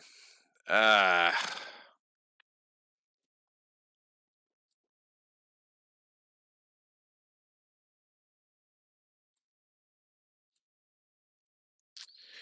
I didn't see the living storm. I really don't know. The living storm I would have had to put it somewhere else because it just, I'm not trying to figure out where the heck that's supposed to be. Yeah, I can't figure that out. That's just gonna go here. No one's gone to the middle of the fortress anytime soon, anytime recently. I just forgot to trigger that. They should have rushed in. It should have battled them. So if I just put the living storm down there, I don't know how long it's been there. Like, I think there is probably the safest bet where we didn't miss an opportunity for a battle. So yes, just sorry about that. Like, I don't think anyone's gone to the fortress. No one's gone onto the Dragon's Den, that's for sure. I never went on the fortress. I just can't remember if they did. This mill came out. I don't remember if that was before or after. They placed a new realm here. I think that's when we got the living spirit. So, yeah, my bad. Total brain farts. Again, a lot of little things that just still like aren't in my bones yet with this game, which is like, it's frustrating to me because like it's not that complicated that I should be making these mistakes, but it is a thing. So, I'm a little retconning. I will have to battle it next turn, so like in some ways that might work out for me. Again, obviously not intentional. I just think that's the best way to kind of, and I could play the fairy charm, so I'll just do that just to kind of make sure there's nothing weird. All right, so I'm going to spend 1 gem and 2 gold to get this card. That moves me up here. I'm also going to put this on here because at the end of the game, this is worth 3 points just for having that there. And if I can get cold in my supply, it'll be worth even more. I'm going to spend 2 potions to get the light blue. Ah, it's crazy. And I'm definitely wasting opportunities here, but that's fine. Yeah, 2 potions to get the light blue. Because I just don't have enough gems to get the ancient groves, but I do want to get that. So I move up on the, I moved up on that. I move up in the light blue as well. So that will work. No battles. We are now going to go to the next turn. This will flip. This will flip. And we're good. Ooh, 4 gems. Wow. With orb, the dragon gets you 1 of everything, including a sword. Sick. 3. Toma's going to go there. So the ghosts go there. They're going to get a gold for going there. When they would get a gold instead, they get a card. They're going to place and get a new adventure card. So we're rolling a die. Number 5, they're going to get a purple. So purple card comes out. That moves above 1 up here. And this is going to get replaced. They are going to trigger a battle with a living spirit. When a battle triggers a living spirit, all other things must join.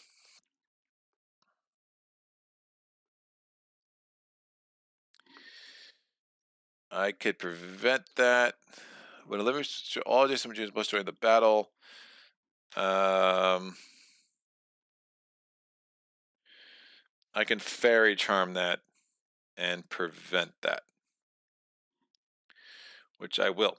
Fairy charm, no battles, because I want to make sure I have the room to do what I want to do next. So I fretted that battle. I think the dragon still stays there because he has they only get moved in when a battle is triggered, and I prevented the triggering.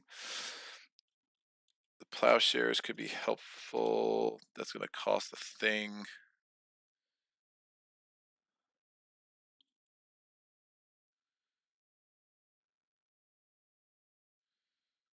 Interesting. I don't have a lot of swords. So I'm going to go here.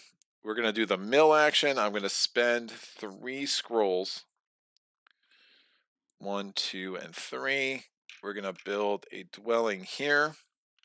It's my 5th dwelling. I get 8 points.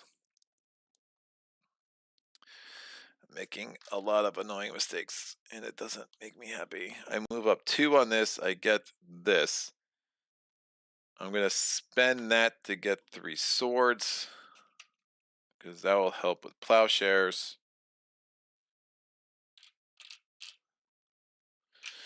That does trigger a battle. Everyone has to come in. The ghosts are also going to be in there. The ghosts are rolling 3 dice. The living storm is rolling 5 dice. And I am rolling 1, 2, 3, 4, 5 because of my adjacent dwelling. I will not spend a sword. I do want the sword for when I use plowshares.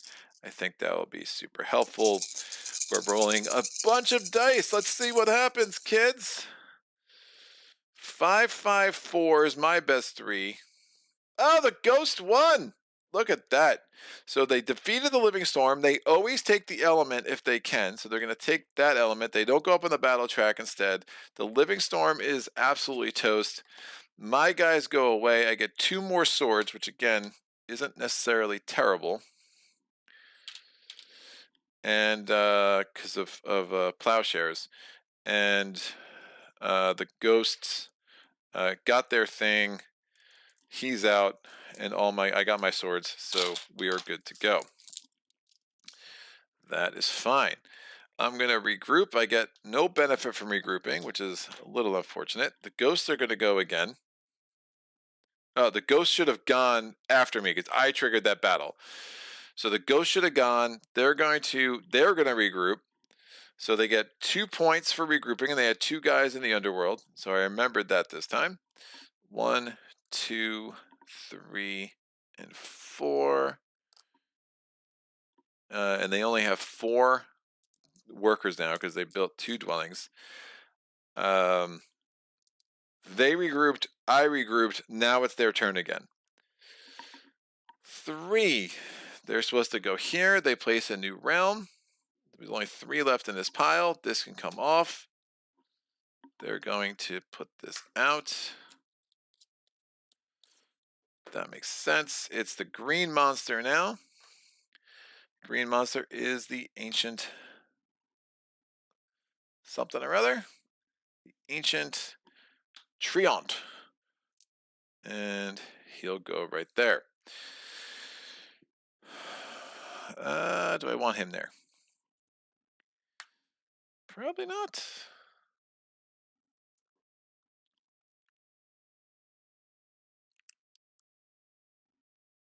When he was placed there were no tokens left, so they get a point. Woof.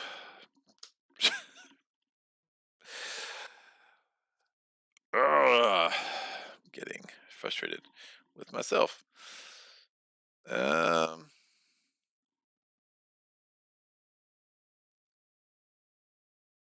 2 gold. If I kill that dude, that could be really helpful. Yeah, I'm going to go here. Ghosts are going to come in here. I'm going to put out a thing. Oh, this would trigger the end game. Woof, I don't want to do that. I do not want to do that. There's only 1 left. So I don't want to put him there. I'll put him over here. Sorry about that. All right, we're going to go here. That still triggers the end game, Greg.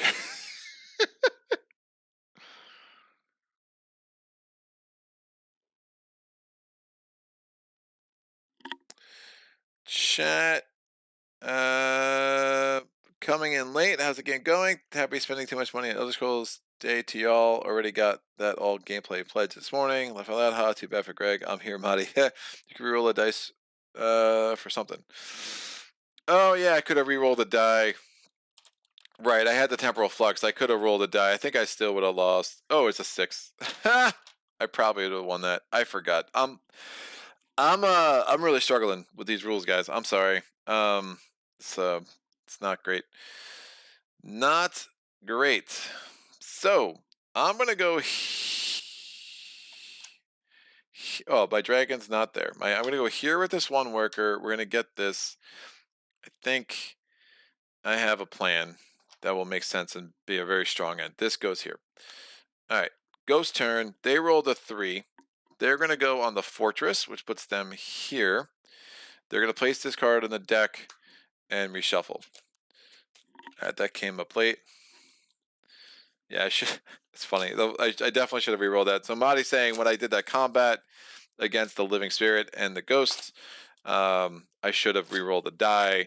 And if it was a 6, I think I actually would have won that battle. I don't know what the ghost second best die was, but I do know I had a 5, so I probably would have won that battle, which would have been super helpful. But it is the moment is past. So I'm going to go here. Everyone's going to get 1 more turn, including me. The ghost comes down here, and now we get the yellow monster. The yellow monster is the winged serpent. So again, the monsters dues are on the bottom here. This is the last one of these things. I'm going to spend a hammer for plowshares. Again, if I was up 1 on the white, I would have been good, but we're not. The white's not in play. And now I can use swords as if they were gold. Super strong. So I'm going to buy 2 cards. I'm going to definitely get a green one. This should flip over, by the way.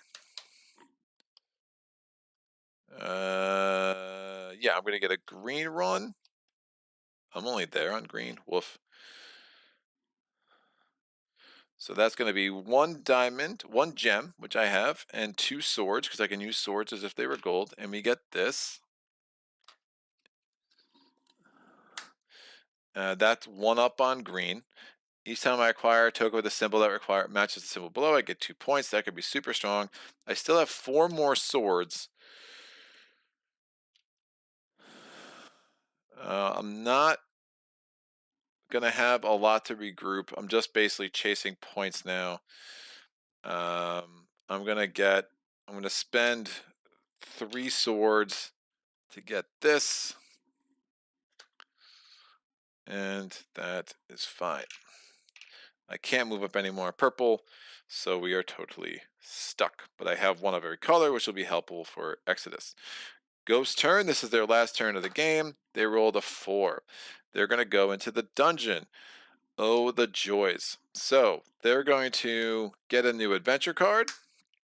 We roll a die. This is an important battle for me. They rolled a 1. They're going to get a green adventure card. This would have flipped. I just forgot to flip it. Oh, they can't. They won't get a green adventure card because they're at the top. So they're actually going to re-roll until they get something that's actually going to gain them points in elements. They rolled a 6. They will gain in light blue. So this comes off. This flips. They move up to there. All right. Now they're going to, this will flip over. Now we have a battle. This guy wants to join. They're rolling 3 dice. I'm rolling 5 dice. I'm going to spend this sword, so I'm rolling 6 dice. Remember, I have a reroll. So 6 dice versus 3 dice. It'd be super annoying if I lose this. Ooh, yeah. Ooh.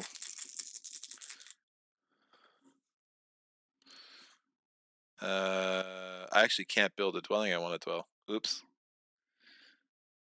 This game is not ending. Yeah, that was goofy. I got ahead of myself a little bit.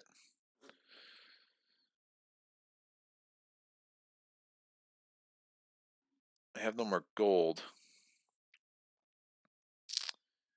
Oops. I could do it next turn. That's fine. So if I lose this, it's not the biggest of deals, but I would like to win. Oh, if I win this.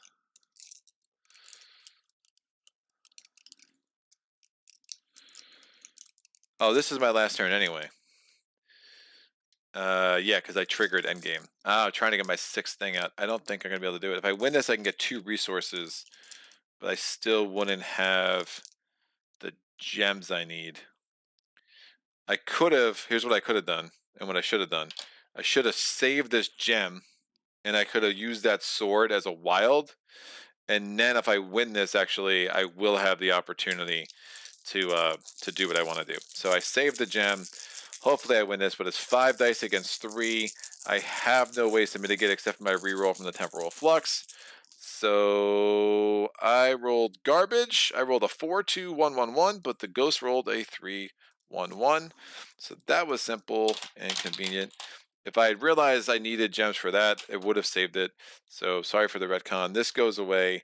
I win. This goes up. I get 2 resources of my choice. I will take 2 gold or 2 gems. It doesn't matter. My last turn, I'm going to regroup. We're going to do a dwell action. I'm going to spend the 2 resources I got from that battle plus that gem, and we're going to build my final dwelling here. That's going to be 6 points. And that's the end of the game. So we go from 38 to 44. Again, they're plus or minus a couple of points because I just forgot to give them points when they regrouped. But when I move up on here, I can immediately take that, put that there. That's 2 more points. Any unspent orbs at the end of the game are worth 1 point each. So we go to endgame scoring. Endgame scoring, we're going to take the player reference. We're going to take the Ghosts of Eldervale, go to the bottom because they do score a little bit differently. So normally unspent orbs are worth 1 each. Neither of us have any unspent orbs, so we don't have to worry about that. Elemental markers. The ghosts are going to score 5, 10, plus 6. They're scoring 16 points. They go from 31 to 47. I'm going to score 5, 10, 15, plus 4, so 19. So 46 plus 19 gets me up to 64.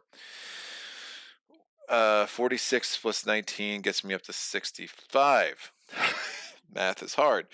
All right, dwellings. Each dwelling is worth X elemental power. The ghosts only have 2 dwellings. That's going to be 5 points. That's 10 points. They're going to go from 47 to 57. I have 6 dwellings. That's going to be 5 points. My greens are only worth 4, so I'll do them last. 5 points, 10 points, 15 points, 20 points, 25 points, 29 points. So I go from 65 to 74 to 94. Now we go to the next thing, tableau cards. The starter card is going to give me 5 points because I am at the top for purple. So I go from 94 to 99, seeing a chat. Treant gains 1 more element card from the Magic Tower while in Eldervale.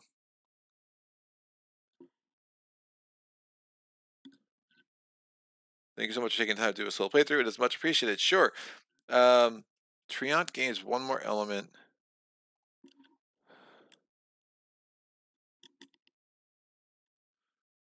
As long as the ancient treant is, but that's when it's dominated. I think that's only when it's dominated, dude. Treant, as long as the ancient tower. I'm sorry. When you place next to the winged serpent on the same location, you get a victory point. I think your response to reduce the cost of adventure cards. I'm not sure if this one or one the monster. I am also too lazy to get the box in check.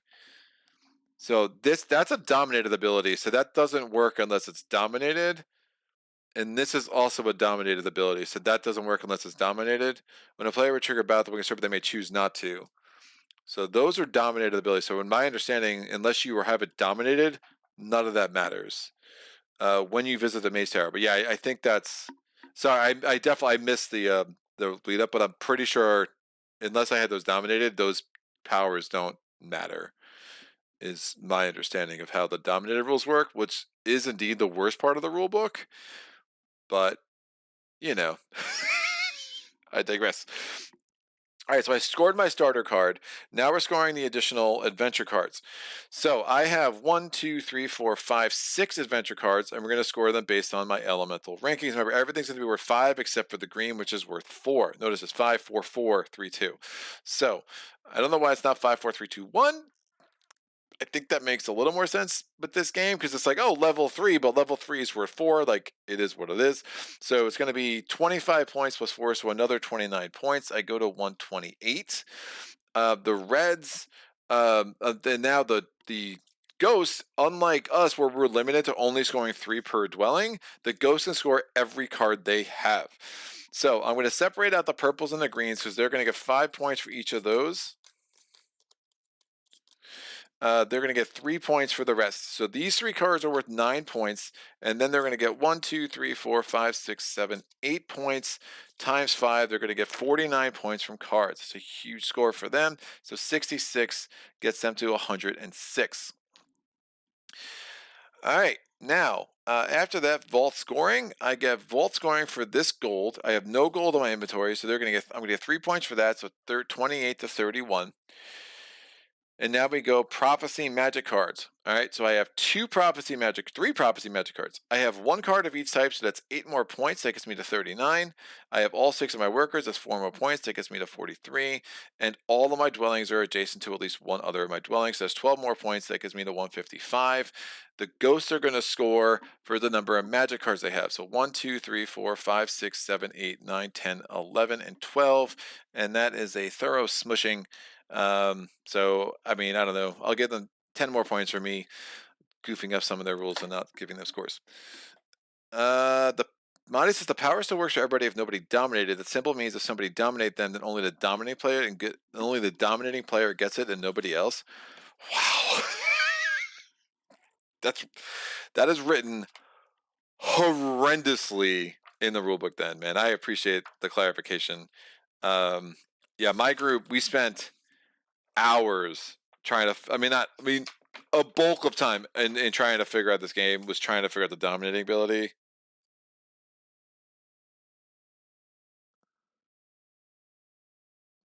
All right, here we go. So so one of the things this rulebook does that drives me nuts is that they have information not where you want it to be. So it says it very clearly, so I definitely will follow my sword on that one. Abilities with the chain symbol are in effect it says rather the monsters. It should be whether the monsters are dominated by a player or not. See dominating monsters below. That sentence should 100% be down here in my mind.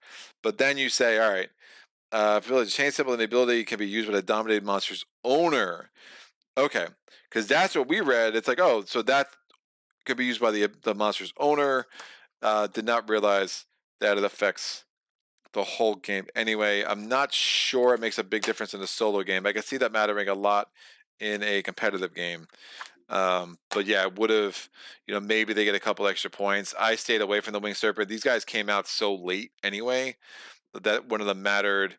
The Chaos Beast has no dominated abilities, and the Living Storm only has a dominated ability of flight. Okay, that's really interesting.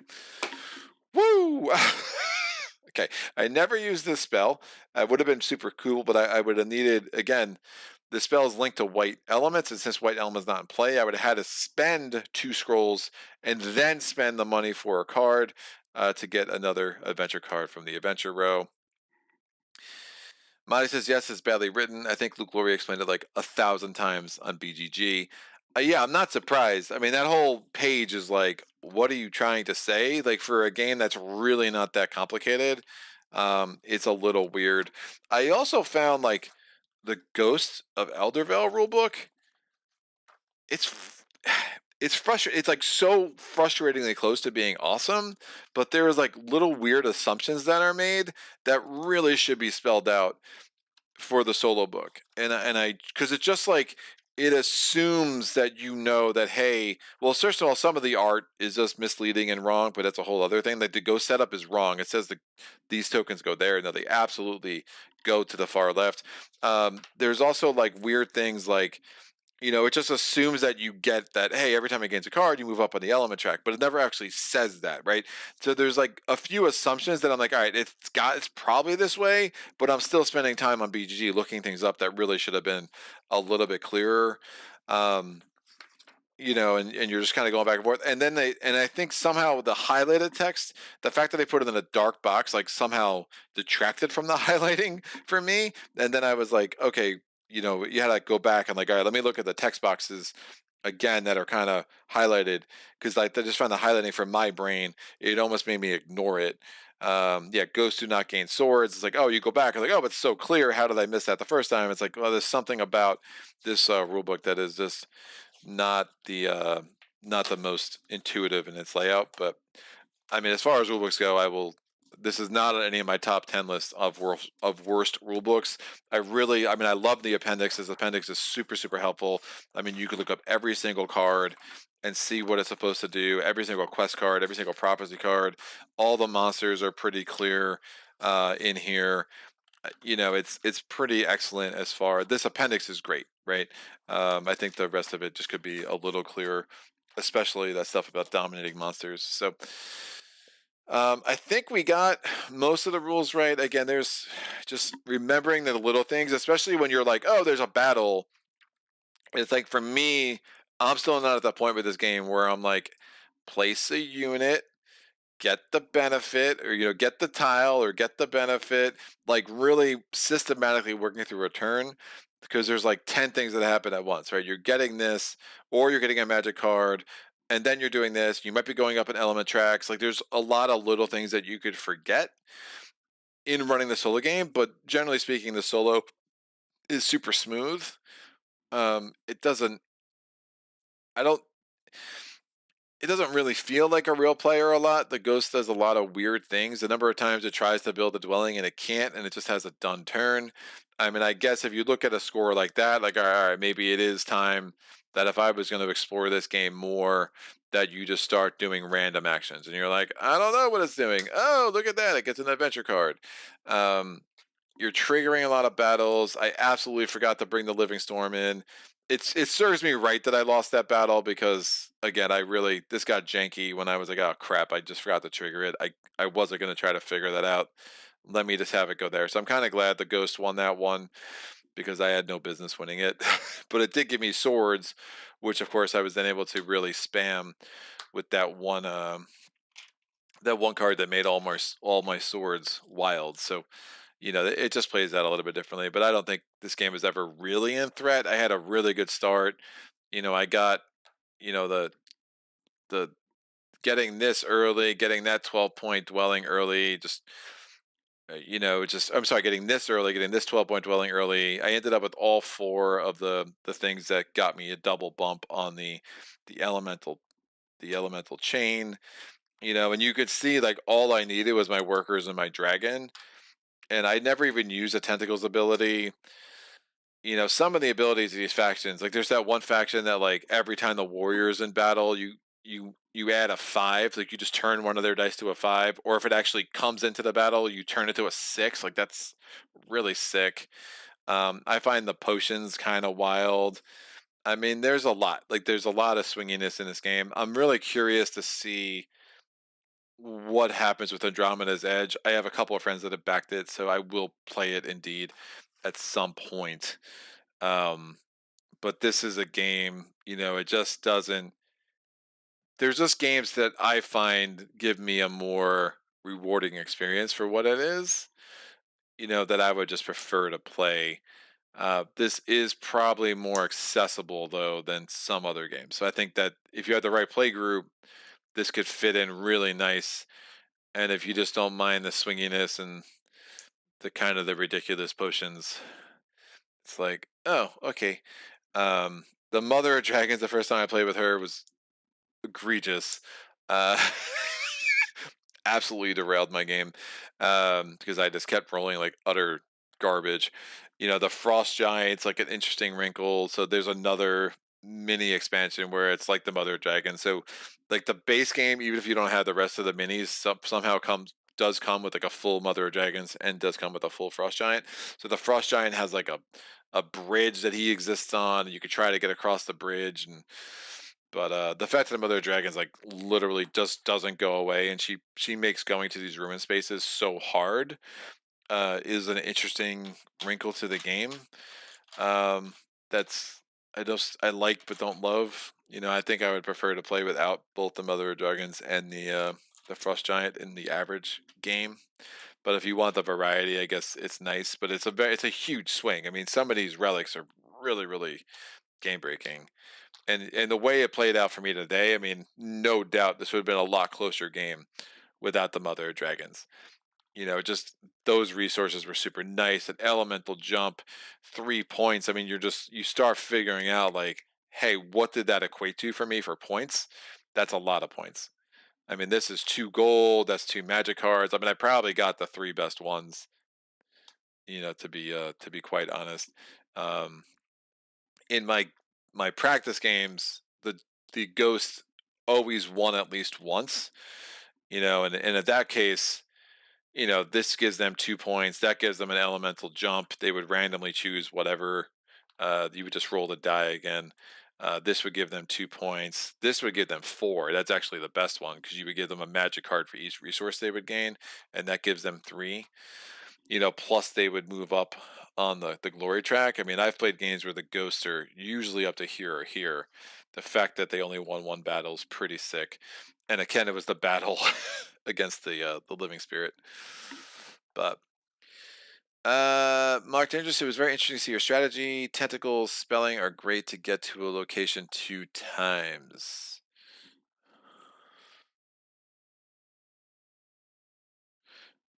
Oh, that's interesting. I was using them more aggressively against the ghosts. But what Mark's saying, which is really smart, I didn't even think about that. What Mark's saying, you could actually move your own unit. So you're like, because I was using it to force battles, but what Mark's saying is like, all my units have houses on them. I like that a lot. That's cool. I dig. What Mark's saying is to say I really wanted to go to the portal, I could then bring my dragon in, suck that guy out, and then go back to the portal again. That's really strong. That's really strong. I don't know. I mean, again, that's cool. Like, I've grown to like not be as frustrated with this game as I was for a while. um, as I kind of understood, and like I think Madi, you said it yesterday, where it's like one of the things you like is you can lose every battle and still have a way to win this game, and that's absolutely true. And I think that's a good that's definitely a good mark for it. It's just I mean, when you're rolling 4 dice and you lose because you guess one die and stuff like that, it's like a little bit like, okay. So again, like I guess, you know, games have gotten so much toward like deterministic fighting, that I think it's interesting when you see a game that doesn't really go there at all. Um, and for some reason, like, I mean, I'll play, when co-op or solo, I guess is a little easier. But I mean, you'll see me play like Uprising, where it doesn't bother me at all. How wacky that fighting can get at times. I think when you're playing a competitive game and it comes down to a die roll, and you're like, the fact that you're always getting a sword if you lose is super nice. Like, I mean, make no mistake. Or you just hope you get the right magic card that can really prevent a battle or whatever. There's just a lot of swing to this game that was a little off-putting, was more off-putting for me then than it is now. Oh, by the way, Uprising, I forgot to give my heroes their starting feats yesterday. So one of the reasons that game was so hard was because, I wasn't only playing on apocalyptic level, I was playing on super apocalyptic level. Don't do that. I wouldn't recommend it. But yeah, every hero has starting feats, the 2 starting feats that can really, really help you get going. And I just forgot to give myself those starting feats. So I was thinking about it later. I was like, why was that game so hard? I was like, oh, yeah, because you're a goofball. I blame Pavel. And Pavel was there. He didn't say anything. He's like, dude, take your starting feeds. I was like, what? It was, the funny thing is, I didn't even realize that I was playing again last night, and I got a thing. One of the Legion came up and it said, hey, flip your starting feeds face down. And I flipped my starting feeds. I was like, oh, yeah, this game is starting. It only been 6 weeks since I played that game. There's no reason why I forgot about the starting feats. That was really embarrassing. Mark says yes. Blood Rage and Raised Dead is an amazing combination of cards. I don't know if I know Blood Rage. There is that one healing card which is awesome, where it's like anyone that's, especially with the Chaos Beast in there, like anyone who's dead, Raised Dead is awesome.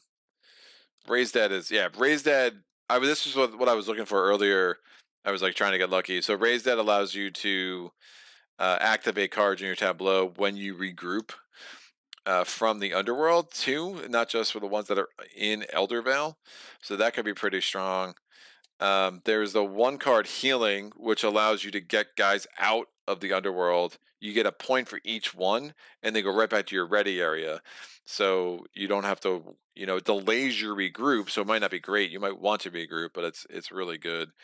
Vast Empire, I find like just an easy 12 points. Like some of these prophecy cards are like just way too many points, dude. Like, yeah, I mean, you just have to get their 6 dwellings out. And I used to find that really hard, and now I'm just like, oh, that's not that hard to do. Even in a competitive game, I guess it can get really crowded, but I still don't find it that hard to do. At the end of the game, this card is worth 3 points for each card in your tableau at their cost of 4 or more. Like that one's really hard. You're not, because you're trying to be really efficient, right? So when you go to the dungeon, you're trying to get 2 cards because it almost doesn't matter what the cards do. It just more matters that you're moving up in those tracks. I mean, it's just a huge part of your final score. I didn't get any quests, so I satisfied no quests. I'm still looking for Blood Rage. An epic battle is triggered. Units may join from Eldervale and or ready areas. Each player must participate, which is that's interesting. Yeah, but I can see Blood Rage and Raised Dead being really strong for sure. But you need to be 3 up on red. I don't know if it's worth 2 swords to start that battle. This is a weird card. Blood Rage is a weird card against the Ghost. I mean, I actually looked this up, and it was like any units they have. I mean, everyone goes because their units always join battle if they can. So it's a big battle against them. That's going to be a hard one for you to win because they're definitely rolling 6 dice. But it's a good way to kind of delay them too, right? Because if they just regrouped, now you put them all in the Underworld. Now they have to regroup again because they have no one on their sheet. Like, it's definitely a thing that could work out pretty well. Yeah, Blood Rage sends all to the Underworld. You want then Raise the Dead after the battle. Yeah, it's super cool. Super cool. Unless you're trying to like do dwellings or something like that, or you just leave one guy on where he can build a dwelling because you can pick and choose. Nah, it could be strong. It could definitely be strong. So I like there's definitely flexibility. I mean, like if you get crappy cards or cards that aren't working with your strategy, like I like the fact that you can use them as resources to like summon your workers. I mean, there is enough flexibility in this game that I don't find it as annoying as I did in my early plays. I mean, the crazy thing too is like this is one of the few games I've like won more than I've lost in my play group. Like it's a pretty competitive group, and just for some reason I've just always found a way to win. But I just wasn't enjoying it. So I'm enjoying it more now. I mean, I will say that, but it's still just not a game that's you know checking all the boxes for me for whatever reason, right? It's just games are funny like that. Like you like what you like.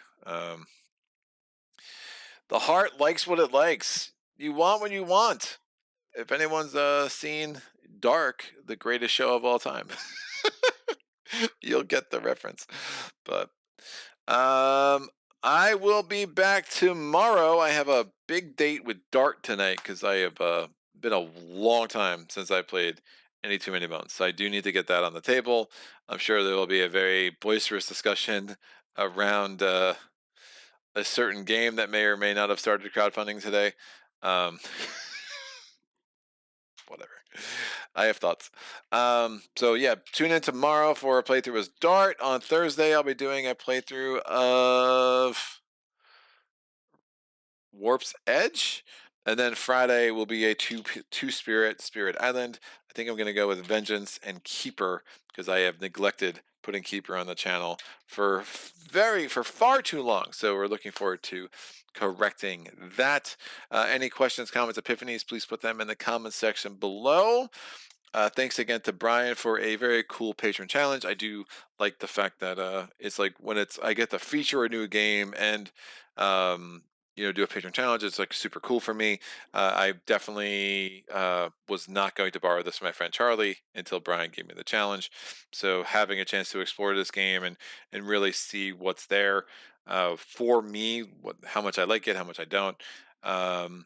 It's definitely a pretty big mixed bag for me for sure. So, but it's good. I mean, I get why people love it. I guess like I'll never be, Mike DeLucio with this game, but that's fine. I'm sure there are a number of games that I love that he would prefer to never play. So, and I'm not even there with this game. Like I will definitely play this game more for sure. So that's cool. I do have one more patron challenge in the queue. I have a bunch of patron challenges that people have to tell me what they want me to do. So looking forward to getting those in the upcoming months. But I do need to get back to Darkest Night 2nd Edition and do a patron challenge for Philip. I have been neglecting that for a couple weeks. So sorry to Philip. We'll get that on the channel hopefully sometime in April. I just have to get that beast off the shelf and relearn some of the mechanics there.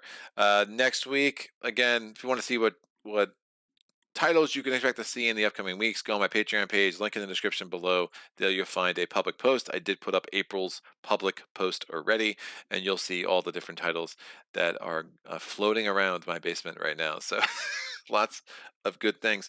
Thanks to Mark, thanks to Madi, thanks to Mike and Brian and the other Brian and Jester, and who else was here? Sadja was here, Eric was here. What a very cool day of gaming. I'll be back tomorrow. I hope everybody has a fantastic day. And until next time, happy gaming. Solo.